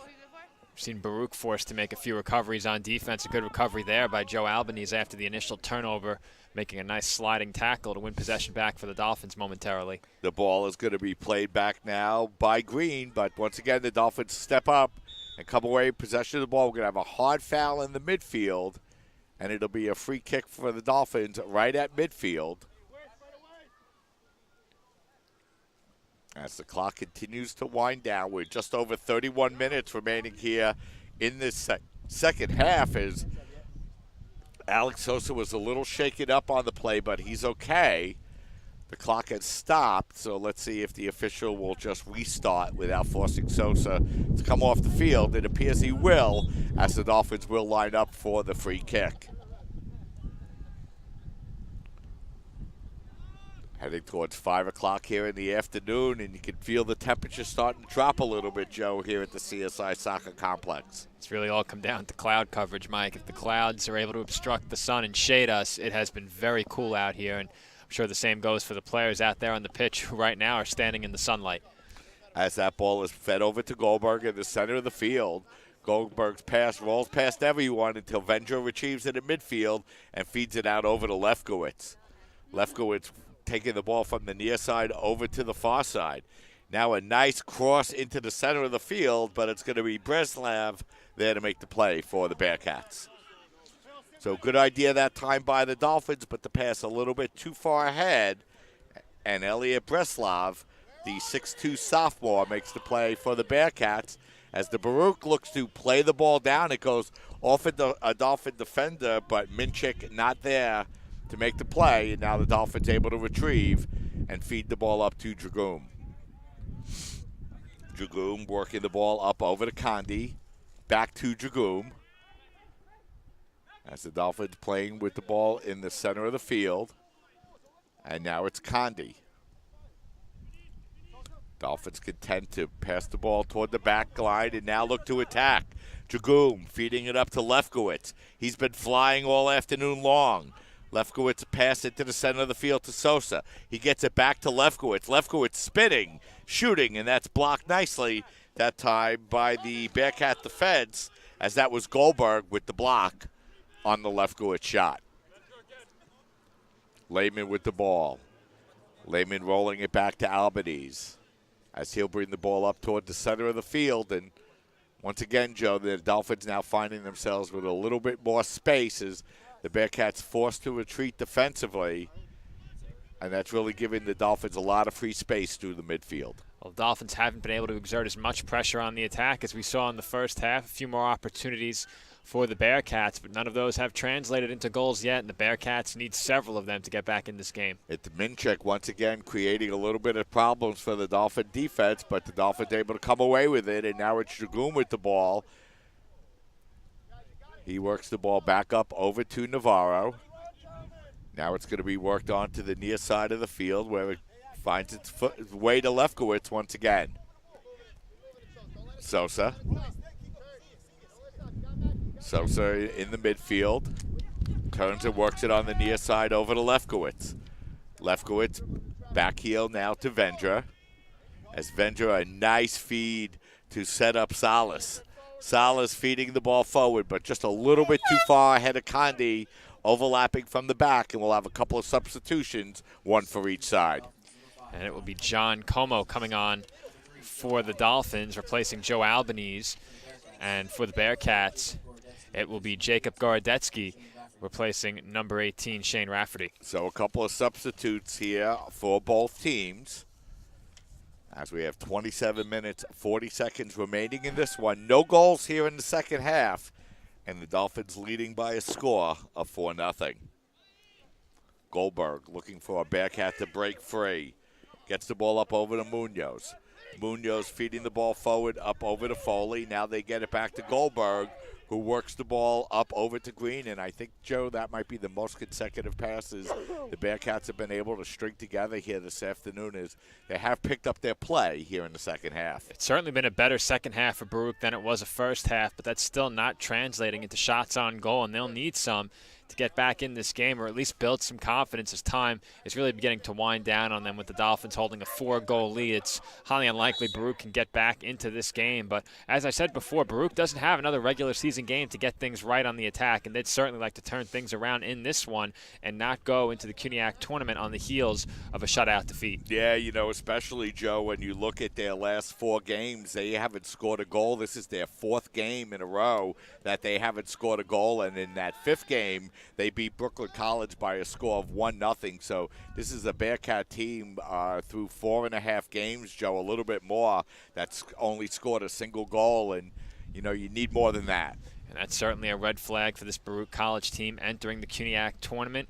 We mentioned that we've only seen a couple of these teams that the Dolphins could face in the tournament here. The Dolphins have played them on the road, of course. Those games we did not cover, but Baruch has some cause for concern entering the tournament. And as we said during the pregame and many times during our coverage of this game, the Dolphins are unbeaten in the CUNYAC Conference, have victories over every team entering the tournament. Bearcats come in struggling, so despite their spot as the 2nd seed in the CUNYAC tournament, they have great cause for concern despite their success against some of those teams this year. Yeah, and although the Bearcats are undefeated, their last 2 games, they're winless in their last 2 conference games, both 0-0 draws. So, you know, the one thing we know for sure, Joe, though, is that when you get into these conference games in the conference tournament, it seems to get a lot harder to score goals, regardless of how successful you are during the regular season. Very quickly, last Dolphins substitution was Chris Lee, number 8, for Chris Vendra, number 9. But on the topic of conference matchups, as you just mentioned, Mike, we said it during the regular season, covering the CUNYAC game of the week more than once. CUNYAC matchups, you just never know which way they're going to go. But if in any season it was the case that we felt like the Dolphins had the advantage going into those matchups, it was this one, because they simply played so well in all of their conference games. There was no reason for us to believe that they couldn't bring that same intensity into whatever conference matchup it was that we were covering. And here today we thought Baruch would certainly be their biggest challenge within the conference so far this year, a team that had yet to suffer a defeat in the CUNYAC conference entering this game. But CSI has really come out and steamrolled them as they lead by 4 goals with under 25 minutes remaining in the match. Yeah, and, you know, one thing we know, Joe, is that this Bearcat team under head coach Dima Kamachik is extremely well coached. And, you know, regardless of what you see out on the field here today, you could be sure that he's taking all of that in and figuring out how is he going to be able to counter this Dolphin defense and offense should they meet in the CUNYAC tournament. Well, that's a really good point, Mike, and you have to think it's a bit of an advantage for Baruch to have met the Dolphins so late in the season, a team that they very well may need to beat to reach or secure the CUNYAC championship. And getting a look at them late in the season, having that look close to tournament time certainly should help them should they face the Dolphins again in the near future. And there are certainly many corrections for them to make as well following this game. It's really been all Dolphins. Baruch unable to muster much on the attack. And during the pregame, we highlighted both the Dolphins' attacking play and their defensive play. Both of those have shown up in a big way in this game. Dolphins continuing to maintain the shutout and have put 4 more goals up on the scoreboard, already exceeding their season's average in goals scored entering halftime. As that ball is going to be played out onto the far side of the field, and a nice play by the Dolphins to come away with it. They feed the ball into the center, but that time Lefkowitz couldn't get the shot off, and it's going to be played away by the Bearcat defense. But some good hustle by the Dolphins that nearly led to an opportunity. Gwidatsky feeding it up over onto the near side of the field. That's Sullivan. Sullivan working the ball up over to Foley. Foley, a nice pass into the center of the field looking for Gwidatsky. Gwidatsky and Dragoon, they go shoulder to shoulder in the center of the field, and Dragoon coming away with the ball. And that was a nice shoulder challenge that time by Mackie Dragoon. A nice clean play to shoulder the Bearcat attacker off the ball and come away with possession. We've highlighted the midfield play of the Dolphins time and time again. Another example of it right there. And despite having the 4-goal lead, you like to see that for Mackie Dragoon late in this game. Dolphins looking to work the ball forward, and it's Condi. Condi feeding the ball out over to Lee. Lee working it to Lefkowitz, who lets the ball go through. A beautiful play as that ball is fed through that time as Lara tried to get that shot, and it was knocked away. It'll go out of bounds, and it will be a throw-in coming up here for the Dolphins. And, you know, Joe, for a lot of these Dolphin players, it's an opportunity to show head coach John Tardy they deserve a little PT during the CUNYAC tournament. And they've gotten an extensive look at some playing time in the second half as Baruch looking to get something going on the attack. Dolphins quickly put an end to that. But for the players who haven't gotten as much of an opportunity throughout this season, certainly a good game to get into against some good conference competition. The game already out of hand, still an opportunity for them to show what they can do and perhaps earn some much coveted conference tournament playing time, as you just mentioned. And play comes in front of us, and the ball is headed over the touchline. But some big minutes here for a lot of players who don't get to see as much action on the pitch, and we'll see if they can impress head coach John Tardy and perhaps earn their way into a tournament rotation. As the ball fed back now, and it's going to be Lara. Lara feeding the ball out over to Lefkowitz. Now it's Lee. Lee on the near side looking to play the ball in front. Lefkowitz has it again. And now the ball is going to be stripped away from Condi. And a nice play by Dragoom to take the ball and break up that Baruch counterattack. Ball rolled back now to Cuomo. Cuomo rolling it out on the far side of the field. Now it'll be inside the midfield circle now to Dragoom. Dragoom over to Lefkowitz. Lefkowitz, a nice play to feed the ball out onto the far side, and here comes the Dolphins looking to attack once again. A feed it to the center of the box is going to be knocked away. The Dolphins there to play the ball towards goal, but it's going to be knocked out of bounds, and it'll be a free kick coming up here for the Bearcats. Philip Lefkowitz still right in the middle of that action. He's yet to come out of this game.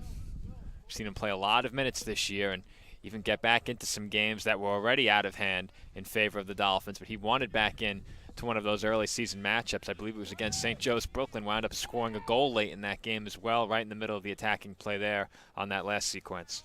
So now the ball is going to be worked out over to the near side of the field, and that's going to be Goldberg. Goldberg working the ball forward. That's Minchik. Minchik tried to play the ball forward, but it's going to be knocked away and regained now by the Bearcats. Figueroa looking to work that time against Sosa. Figueroa able to get the ball down, and the Bearcats able to play it into the penalty area. It's knocked away, but onto the foot of Sullivan. Sullivan playing it forward as the Bearcats continue to press forward, and will have a dangerous play and a foul called on the Bearcats. So it'll be a free kick opportunity coming up here for the Dolphins. But a nice play by the Bearcats on that one, Joe, to make themselves look very dangerous on the play. Bearcats have had some more possession in the second half, have gotten the ball down around the penalty area, but much of their trips into that area of the field have been very short-lived, and that's the case on that last sequence as well. Didn't really make too much of it. It ended with the foul called, and ball already back on the foot of their goalkeeper who checked in to open up the second half. That's Elliot Breslov. And you know you look at the shots here in the second half, and the Dolphins have not allowed a shot on goal here in the second half. So the Bearcats have done a nice job, gotten a little bit more pressure on the Dolphins, but when it comes right down to it inside the box, the Dolphins have still done a good job and prevented the Bearcats from getting a shot on goal. They have, and that one shot on goal, I believe, came back in the first half for the Bearcats, and nothing since. And that shot on goal credited may have even been a bit wide. I'm not sure if that would have found the back of the net had Christian Carucci not been there. So really, if you look at it, the Bearcats may not have a shot on goal, as you give me a smile, and I think you agree with me that that one may have been a bit wide as well. So Bearcats really have gone without a shot on goal so far in this one. And the Dolphins will attempt a free kick right here. Yeah, and Philip Lefkowitz, who's had himself a game to remember. 2 shots, 2 goals, 2 assists. He's played the whole game here this afternoon, and he'll take the free kick coming up here for the Dolphins as he rolls that ball towards goal. Salas tried to play it in front. It's going to be knocked out of bounds by Figueroa. Figueroa credited with that only shot on goal, knocks it out of bounds, and now the Dolphins take a quick short corner over to Jagum. Now back to Salas. Salas rolling it out over to Lefkowitz. Lefkowitz drawing 3 Bearcats. The ball gets knocked out of bounds, but it'll remain a throw-in for the Dolphins as we're going to have another substitution here for CSI. It will be Jonathan Villamar placing Wilson Quintero for the College of Staten Island with 17:25 to go officially. So we'll have a couple of extra minutes on the clock, maybe about a minute even, should no more goals be scored. And Quintero, another quiet, solid game, no mistakes. There in the midfield, coming up forward to attack. Another good game for Wilson Quintero, Joe. We've said that many times about Wilson already. This year has been a big part of what the Dolphins have done defensively in 2018, and that entire back line deserves a lot of credit. We've said the names many times before, and the attacking and defensive play of the Dolphins this year has been stellar from the start of 2018 all the way now through the final home game of this season. And that's really exemplified in this one, now leading this game 4-0 in the final 17 minutes. Once again, pitching a shutout, 4 goals up on the scoreboard, meeting their season's average. That's really a strong number as well, the 4 goals scored and the 1 goal allowed, as CSI looks to add to their 4-goal lead right here. Yeah, and, we mentioned before, Joe, I can't remember a conference team ever allowing just 1 goal in conference play in the entire year, and that 1 goal coming off of a penalty. So if the Dolphins could get through the last 16 minutes here, they will not have allowed a goal from the field in conference play, and that is just an unbelievable statistic in a conference where the competition is pretty close.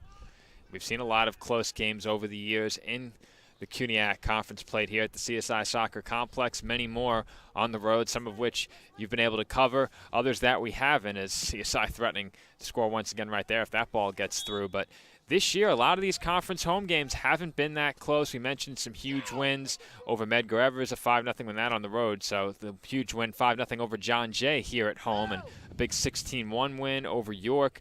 CSI defeated Hunter by 3 goals, and they look like they'll win this game by at least 3 goals, and maybe 4 if they keep Baruch off the scoreboard, perhaps more if CSI can score again. But another couple of substitutions getting set to check in for the College of Staten Island. So when these subs come on, there's a chance that we may have all substitutes out there on the pitch for the Dolphins for the first time that I can recall in quite some time. So it's going to be a free kick opportunity here coming up for the Dolphins as they play that one toward the near post, looking for Lee.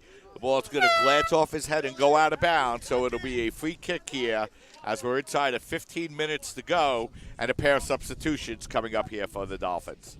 It will be Ayad Zaki and Nick Aletto replacing Phil Lefkowitz and Mackie Dagoon.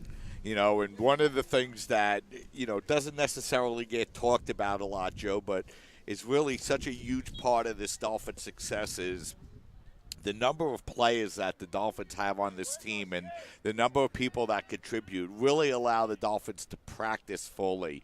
And I don't think you could overstate how important that is as the Dolphins try to attack once again. But, they have a lot of players that necessarily don't get a huge amount of playing time in the game, certainly not as much time as they would like, but their ability and their coming out to practice and working hard is really such a huge part of what makes a soccer team good, and it usually doesn't get talked about, but it is so important for a team's ability to grow during the season.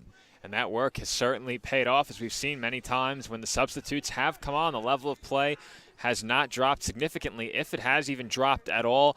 Dolphins managing to keep the pressure on in this one despite having many substitutes out there, and also able to keep the legs of their starting players fresh as well. And in a long season, that's also important, especially on those days where temperatures are in the 80s and sometimes 90s if we're lucky enough to see weather that warm. But this game, a much colder one. The starters able to get warm on the bench now and prepare for their final regular season game at NJCU. The substitutes taking over and playing well in the second half of the College of Staten Island in this game. As that ball is going to be played now and played down nicely by Lara. And here come the Dolphins looking to attack as we're going to have a foul as that time Salas is going to get taken down, and Dolphins tried to play it in quickly but didn't move the ball back far enough, so they'll have to move it back and reset the free kick. Should mention Ryan Lehman's still out there for the College of Staten Island, so at least one starting player remains on the pitch. I think Lehman may have played almost all, if not all, of the last game we covered as well, Mike. Yeah, he can log a lot of minutes for the Dolphins, as that is a beautiful ball and that knocked just wide of the goal.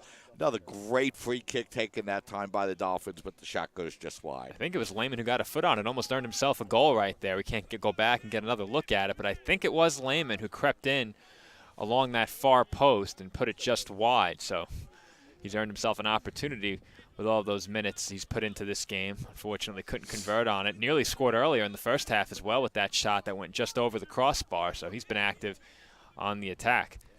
So the official time is kept out on the field, but there's only about a 6-second differential between the game clock on the field and the game clock on your screen. And now the Bearcats coming down and looking to get an attack going as they look to feed the ball to an overlapping Sullivan on the far side of the field. But Dolphins able to get back defensively, knock the ball away.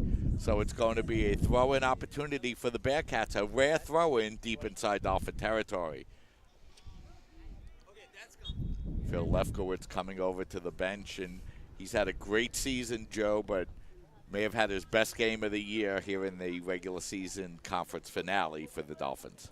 It's a good time for him to have his best game of the year against a team that had not yet been beaten in the conference, a team the Dolphins may see again. And, of course, you want to be playing your best soccer heading into the tournament. There's no doubt about that. So to get a game like this out of Lefkowitz late in the season, a game which didn't bear any consequences for the standings as well, is certainly an encouraging sign for the College of Staten Island. Dolphins continuing to play well here in this second half as we're now approaching 11 minutes remaining in the game. And here come the Dolphins looking to attack once again, as that time it was Saki that was knocked down on the play. And the ball rolls back to the Dolphin defense, and he's a little bit shaken up on the play, so we'll have another break in the action here with 10 minutes and 52 seconds remaining here in this second half. I think that's Zaki who's down on the pitch. Dolphins and Bearcats both have substitutions waiting to come in. It'll be Edwin Ergiles for the College of Staten Island waiting to check in. And for Baruch, it will be Natari Muhammad. So Zaki's still out down on the field, and you know, the one thing you want for sure, Joe, with just 11 minutes remaining in the game is you want to, A, preserve the shutout, and B, get out without having any players injured. And, you know, Zaki down on the field and still appears to be in a little bit of discomfort. I think I heard the officials say that it was a head injury for both players, that they bumped heads, whatever the case may be. I thought I heard him say both players had to come off. Haven't seen a Bearcat come off yet. Manny Mudu checks in as an injury substitution for Zaki. Ergiles will have to wait. He was in front of the scorers tables first, but he's coming on for another player.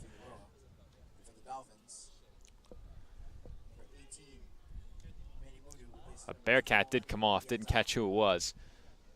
So Mudu just check into the game, and Saki comes off, and you know he doesn't really want to, Joe. He just got into the game, so you know he's shaken up.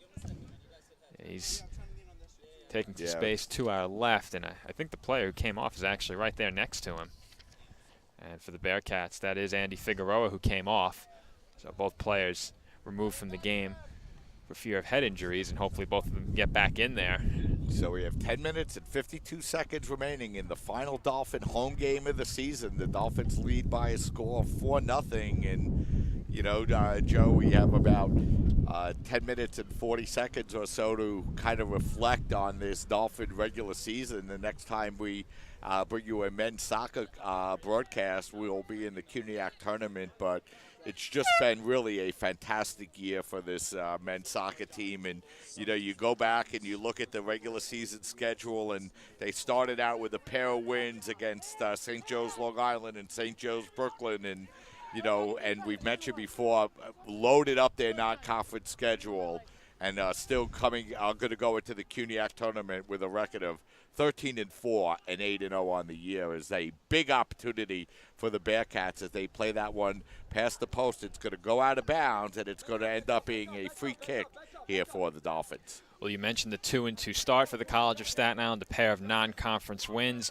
a pair of non-conference defeats, rattled off a 4-game winning streak after that, not allowing a goal over those 4 games. 2 4-0 victories, a 9-0 victory over CCNY in a conference matchup, and a 5-0 victory over John Jay. But one of the games I highlighted earlier was that game at Rutgers Newark, and how much that said about this Dolphins team and their improvement from last year, a team that really had their way with the College of Staten Island in the matchup we saw between those two teams last year here at the CSI Soccer Complex. This year, the Dolphins take them into overtime, a second overtime. Game ends on a penalty kick, red card assessed to Christian Carucci. More cards were issued following the conclusion of that game. I think one was for the celebration of the goal, and teams may have gotten into it after the final whistle. I didn't see that on the video. I had enough trouble getting that video to stay loaded on my screen and continue streaming, but still, for the Dolphins, a great effort in that game, really highlighted their improvement from last year. And in that game, CSI outshot Rutgers Newark 20-10, 7-5 in shots on goal. Joe Bilella scoring the lone Dolphins goal, assisted by Carlos Montesino. So even though the Dolphins didn't win that game, it really highlighted their improvement from last year to this year. As that ball is fed in front and knocked away at the last moment by the Bearcat defense. But you're right, Joe. You know, it was a game that Rutgers Newark came out and picked up a goal in the 6th minute, and you know, I'm sure if you were Rutgers Newark, you felt, well, this is going to be the beginning, and now we're going to start to lay it on them. And instead, it was Baella coming back with the goal late in the second half, and really taking Rutgers Newark to the final minute and a half of the second overtime before a little bit of a controversial red card on Carucci, and a penalty kick gave Rutgers Newark the win. But you know, even you look at those games, and you look at the game against Rutgers Camden and against Rowan, and you know the Dolphins were in all of those games against very tough competition, and you know have really played well to finish the season, winning 11 out of their last 13 games. Yeah, and moving forward from that loss at Rutgers Newark, Dolphins then rattled off 6 straight wins once again, and of those 6 wins, 5 of them were in the CUNYAC Conference. Wins over Medgar Evers, York, Brooklyn, Hunter, and Lehman. A win over Rosemont in there as well. And that takes us right to where we are now. It's a quickly moving season. And with that last game against Amherst, the winning streak was snapped, and Dolphins hope to begin a new streak with this win over Baruch College in this game, as that ball is just a bit too long. But CSI, as I said, will look to take another winning streak into the CUNYAC tournament. At most, it would be back-to-back wins, but of course they'd like to close the season with another winning streak of their own, and it would be the 3rd multi-game winning streak of the year for the College of Staten Island. Yeah, and we mentioned it briefly before, Joe, but the women have 2 home games remaining coming up this Saturday and Monday, and they have wrapped up another regular season CUNYAC championship going into Saturday's final conference game undefeated, and they look to defend their 3-time consecutive CUNYAC championship. There's a lot to be excited about for the women as well entering the CUNYAC tournament, much of it coming from their success within the conference, and I'll take a look down their schedule as well in just a moment as I pull that up. A tough start to the season for the women, dropping a pair of games on the road by a combined 9-1 goal deficit, but then, much like the men, bounced back from a pair of losses with several consecutive wins, 5 straight, the first 3 all outside of the conference, then began their conference schedule with a pair of wins, one over John Jay, another over Medgar, and the women really rolling at that point in the season.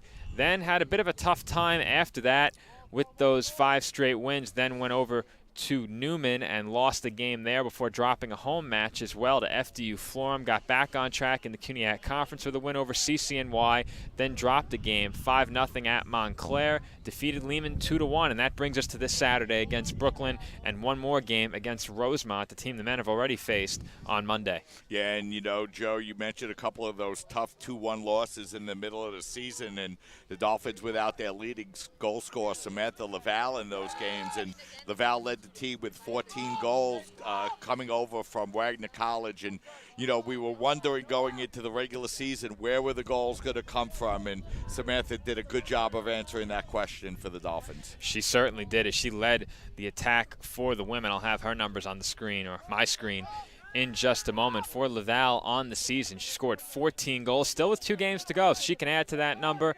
Also, though, several other Dolphins scoring at least 4 goals. Namina Bracic, Lauren Smith, Mersada Palinkovic, who's really come on strong this year. Palinkovic also had 6 assists. Lauren Smith with 5 goals and 7 assists. And several other Dolphins with multiple assists and goals as well. I won't go down the entire roster with those numbers, but much like the men's team, a balanced effort from the women as well. Perhaps not as deep as the men in goal scoring. The men have a lot of players who have scored multiple goals this season. 3 players in double digits. The women only have 1, but Samantha Laval has been as prolific a goal scorer as I've seen in my 3 years covering the College of Staten Island, and certainly puts her team in good hands entering the CUNYAC tournament. And as you mentioned, Mike, she missed some games as well, injured, so very well could have an even higher total number of goals scored this season in 2018.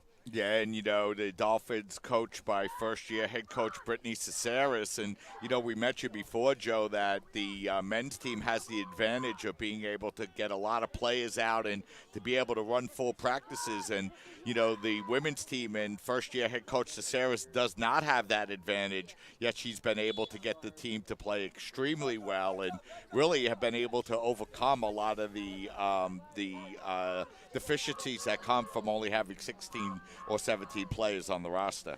Well, I spoke about it early in the season before the first game we covered. We learned a lot about the women's soccer team and how they're coached by the way they bounced back from those 2 big losses early in the year. And as we just mentioned, they bounced back from that in a big way. Of course, went on to win that home game that I just mentioned in a big way, a 6-0 victory over Keystone. But they didn't stop there as they rattled off 5 straight victories, outscoring their opponents by a huge margin in that game. I'm trying to calculate it in my head right now. Looks like 30-3, if my math is correct, over those 5 games. So a huge positive goal-scoring margin for the Dolphins during that winning streak as well. Bounced back in a big way from 2 decisive losses early in the season. And though they had some losses to tough competition along the way, they didn't allow those games to get out of hand. In most cases, the 2 bad losses coming at William Patterson and Montclair, 2 very talented teams, but against other non-conference teams that were certainly tough competition for the Dolphins, they kept those games close. And we just want to remind you that the official time is kept out on the field. We have about 2 minutes and 40 seconds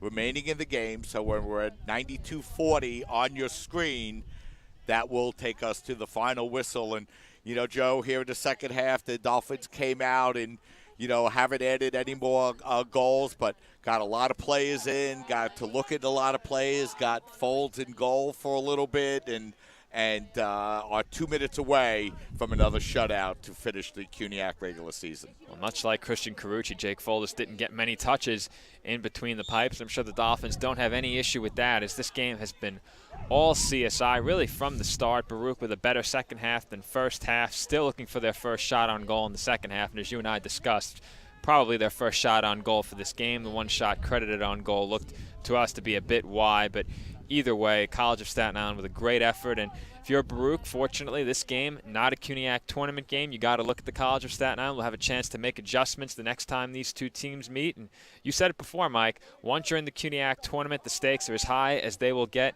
during the season for many of these teams, and you come and play your best soccer in those games, hopefully, certainly with the most intensity that you'll play with over the course of a season, and that can very well change how things go for both teams. Hopefully, if you're a fan of the Dolphins, the great play continues, and if you're a fan of the Bearcats, you're hoping for a far better effort than this. Well, you know that Baruch is going to come out with a better effort than this should these 2 teams meet in the tournament, and, you got to be happy with the way the Dolphins played today. They played great, but still a lot more work to do as the Dolphins will finish the regular season this Monday afternoon against New Jersey City University. And, Joe, then they're going to have a little bit of time off as they sit through their first round bye and see how the tournament shakes out as that shot is blasted just wide of the net. So a good opportunity for the Bearcats in the final minute, but that shot goes wide as that was Luis Munoz, the freshman for the Bearcats, getting that shot on goal as the final 35 seconds of the home regular season wind down for the Dolphins. And very quickly, I'm trying to see who the Dolphins could potentially play in their first CUNYAC tournament game should the standings stay the way they are and the higher seeds win their games. And taking a look at it right now, should the higher seed win every matchup, as the Dolphins nearly added to their 4-goal lead. But that was Salas just wide, Joe. Very quickly, should the Dolphins and the rest of the teams in the conference, we know the Dolphins will, but should the rest of the teams in the CUNYAC maintain their positioning and the higher seeds win their first round games, the Dolphins would see Lehman. Lehman would take on John Jay, so the winner of Lehman John Jay would play the College of Staten Island. The winner of Hunter Brooklyn would play Baruch, if I'm looking at it correctly. So CSI could see either of those teams I just mentioned, Lehman John Jay. If the standings stay the way they are and the higher seeds win, that's looking very far ahead and making some assumptions, but that's the best we can do right now as the Dolphins wrap up the home portion of their regular season schedule with a 4-0 victory. So the first, for the first time in head coach John Toddy's coaching career, the College of Staten Island goes undefeated in conference play as they will finish the regular season with a record of 8-0 and incredibly have outscored their conference opponents 44-1, and they will go into conference play having not allowed a goal from the field in the conference all year long. And like I say, Joe, I don't have the CUNYAC stats in front of me, but I'm going to say there's been no team in the CUNYAC conference that has gone into the tournament allowing just one goal on the year. Well, I think that's a good possibility, Mike, as it's been a tremendous year for the College of Staten Island. Great play within the CUNYAC conference. That continued in this game today, and their CUNYAC season culminates with a victory over Baruch. I should say their CUNYAC regular season, as we hope to see much more of this Dolphins team over the next couple of weeks, and any information regarding potential broadcasts at Brooklyn College will be posted to CSIDolphins.com, and we hope to bring you more men's soccer coverage and women's soccer coverage this season on CSI Sportsnet. Well, we expect to be here this Saturday morning, game time 11, pregame show 10:45, as the Lady Dolphins will wrap up their regular season as they will face Brooklyn College here at the CSI Soccer Complex. So for Joe Foreman, this is Mike Babuski saying so long. Thanks for watching. Once again, the Dolphins finished the regular season undefeated as they beat Baruch College by a final score of 4-0. Have a great night, everybody. We'll see you Saturday.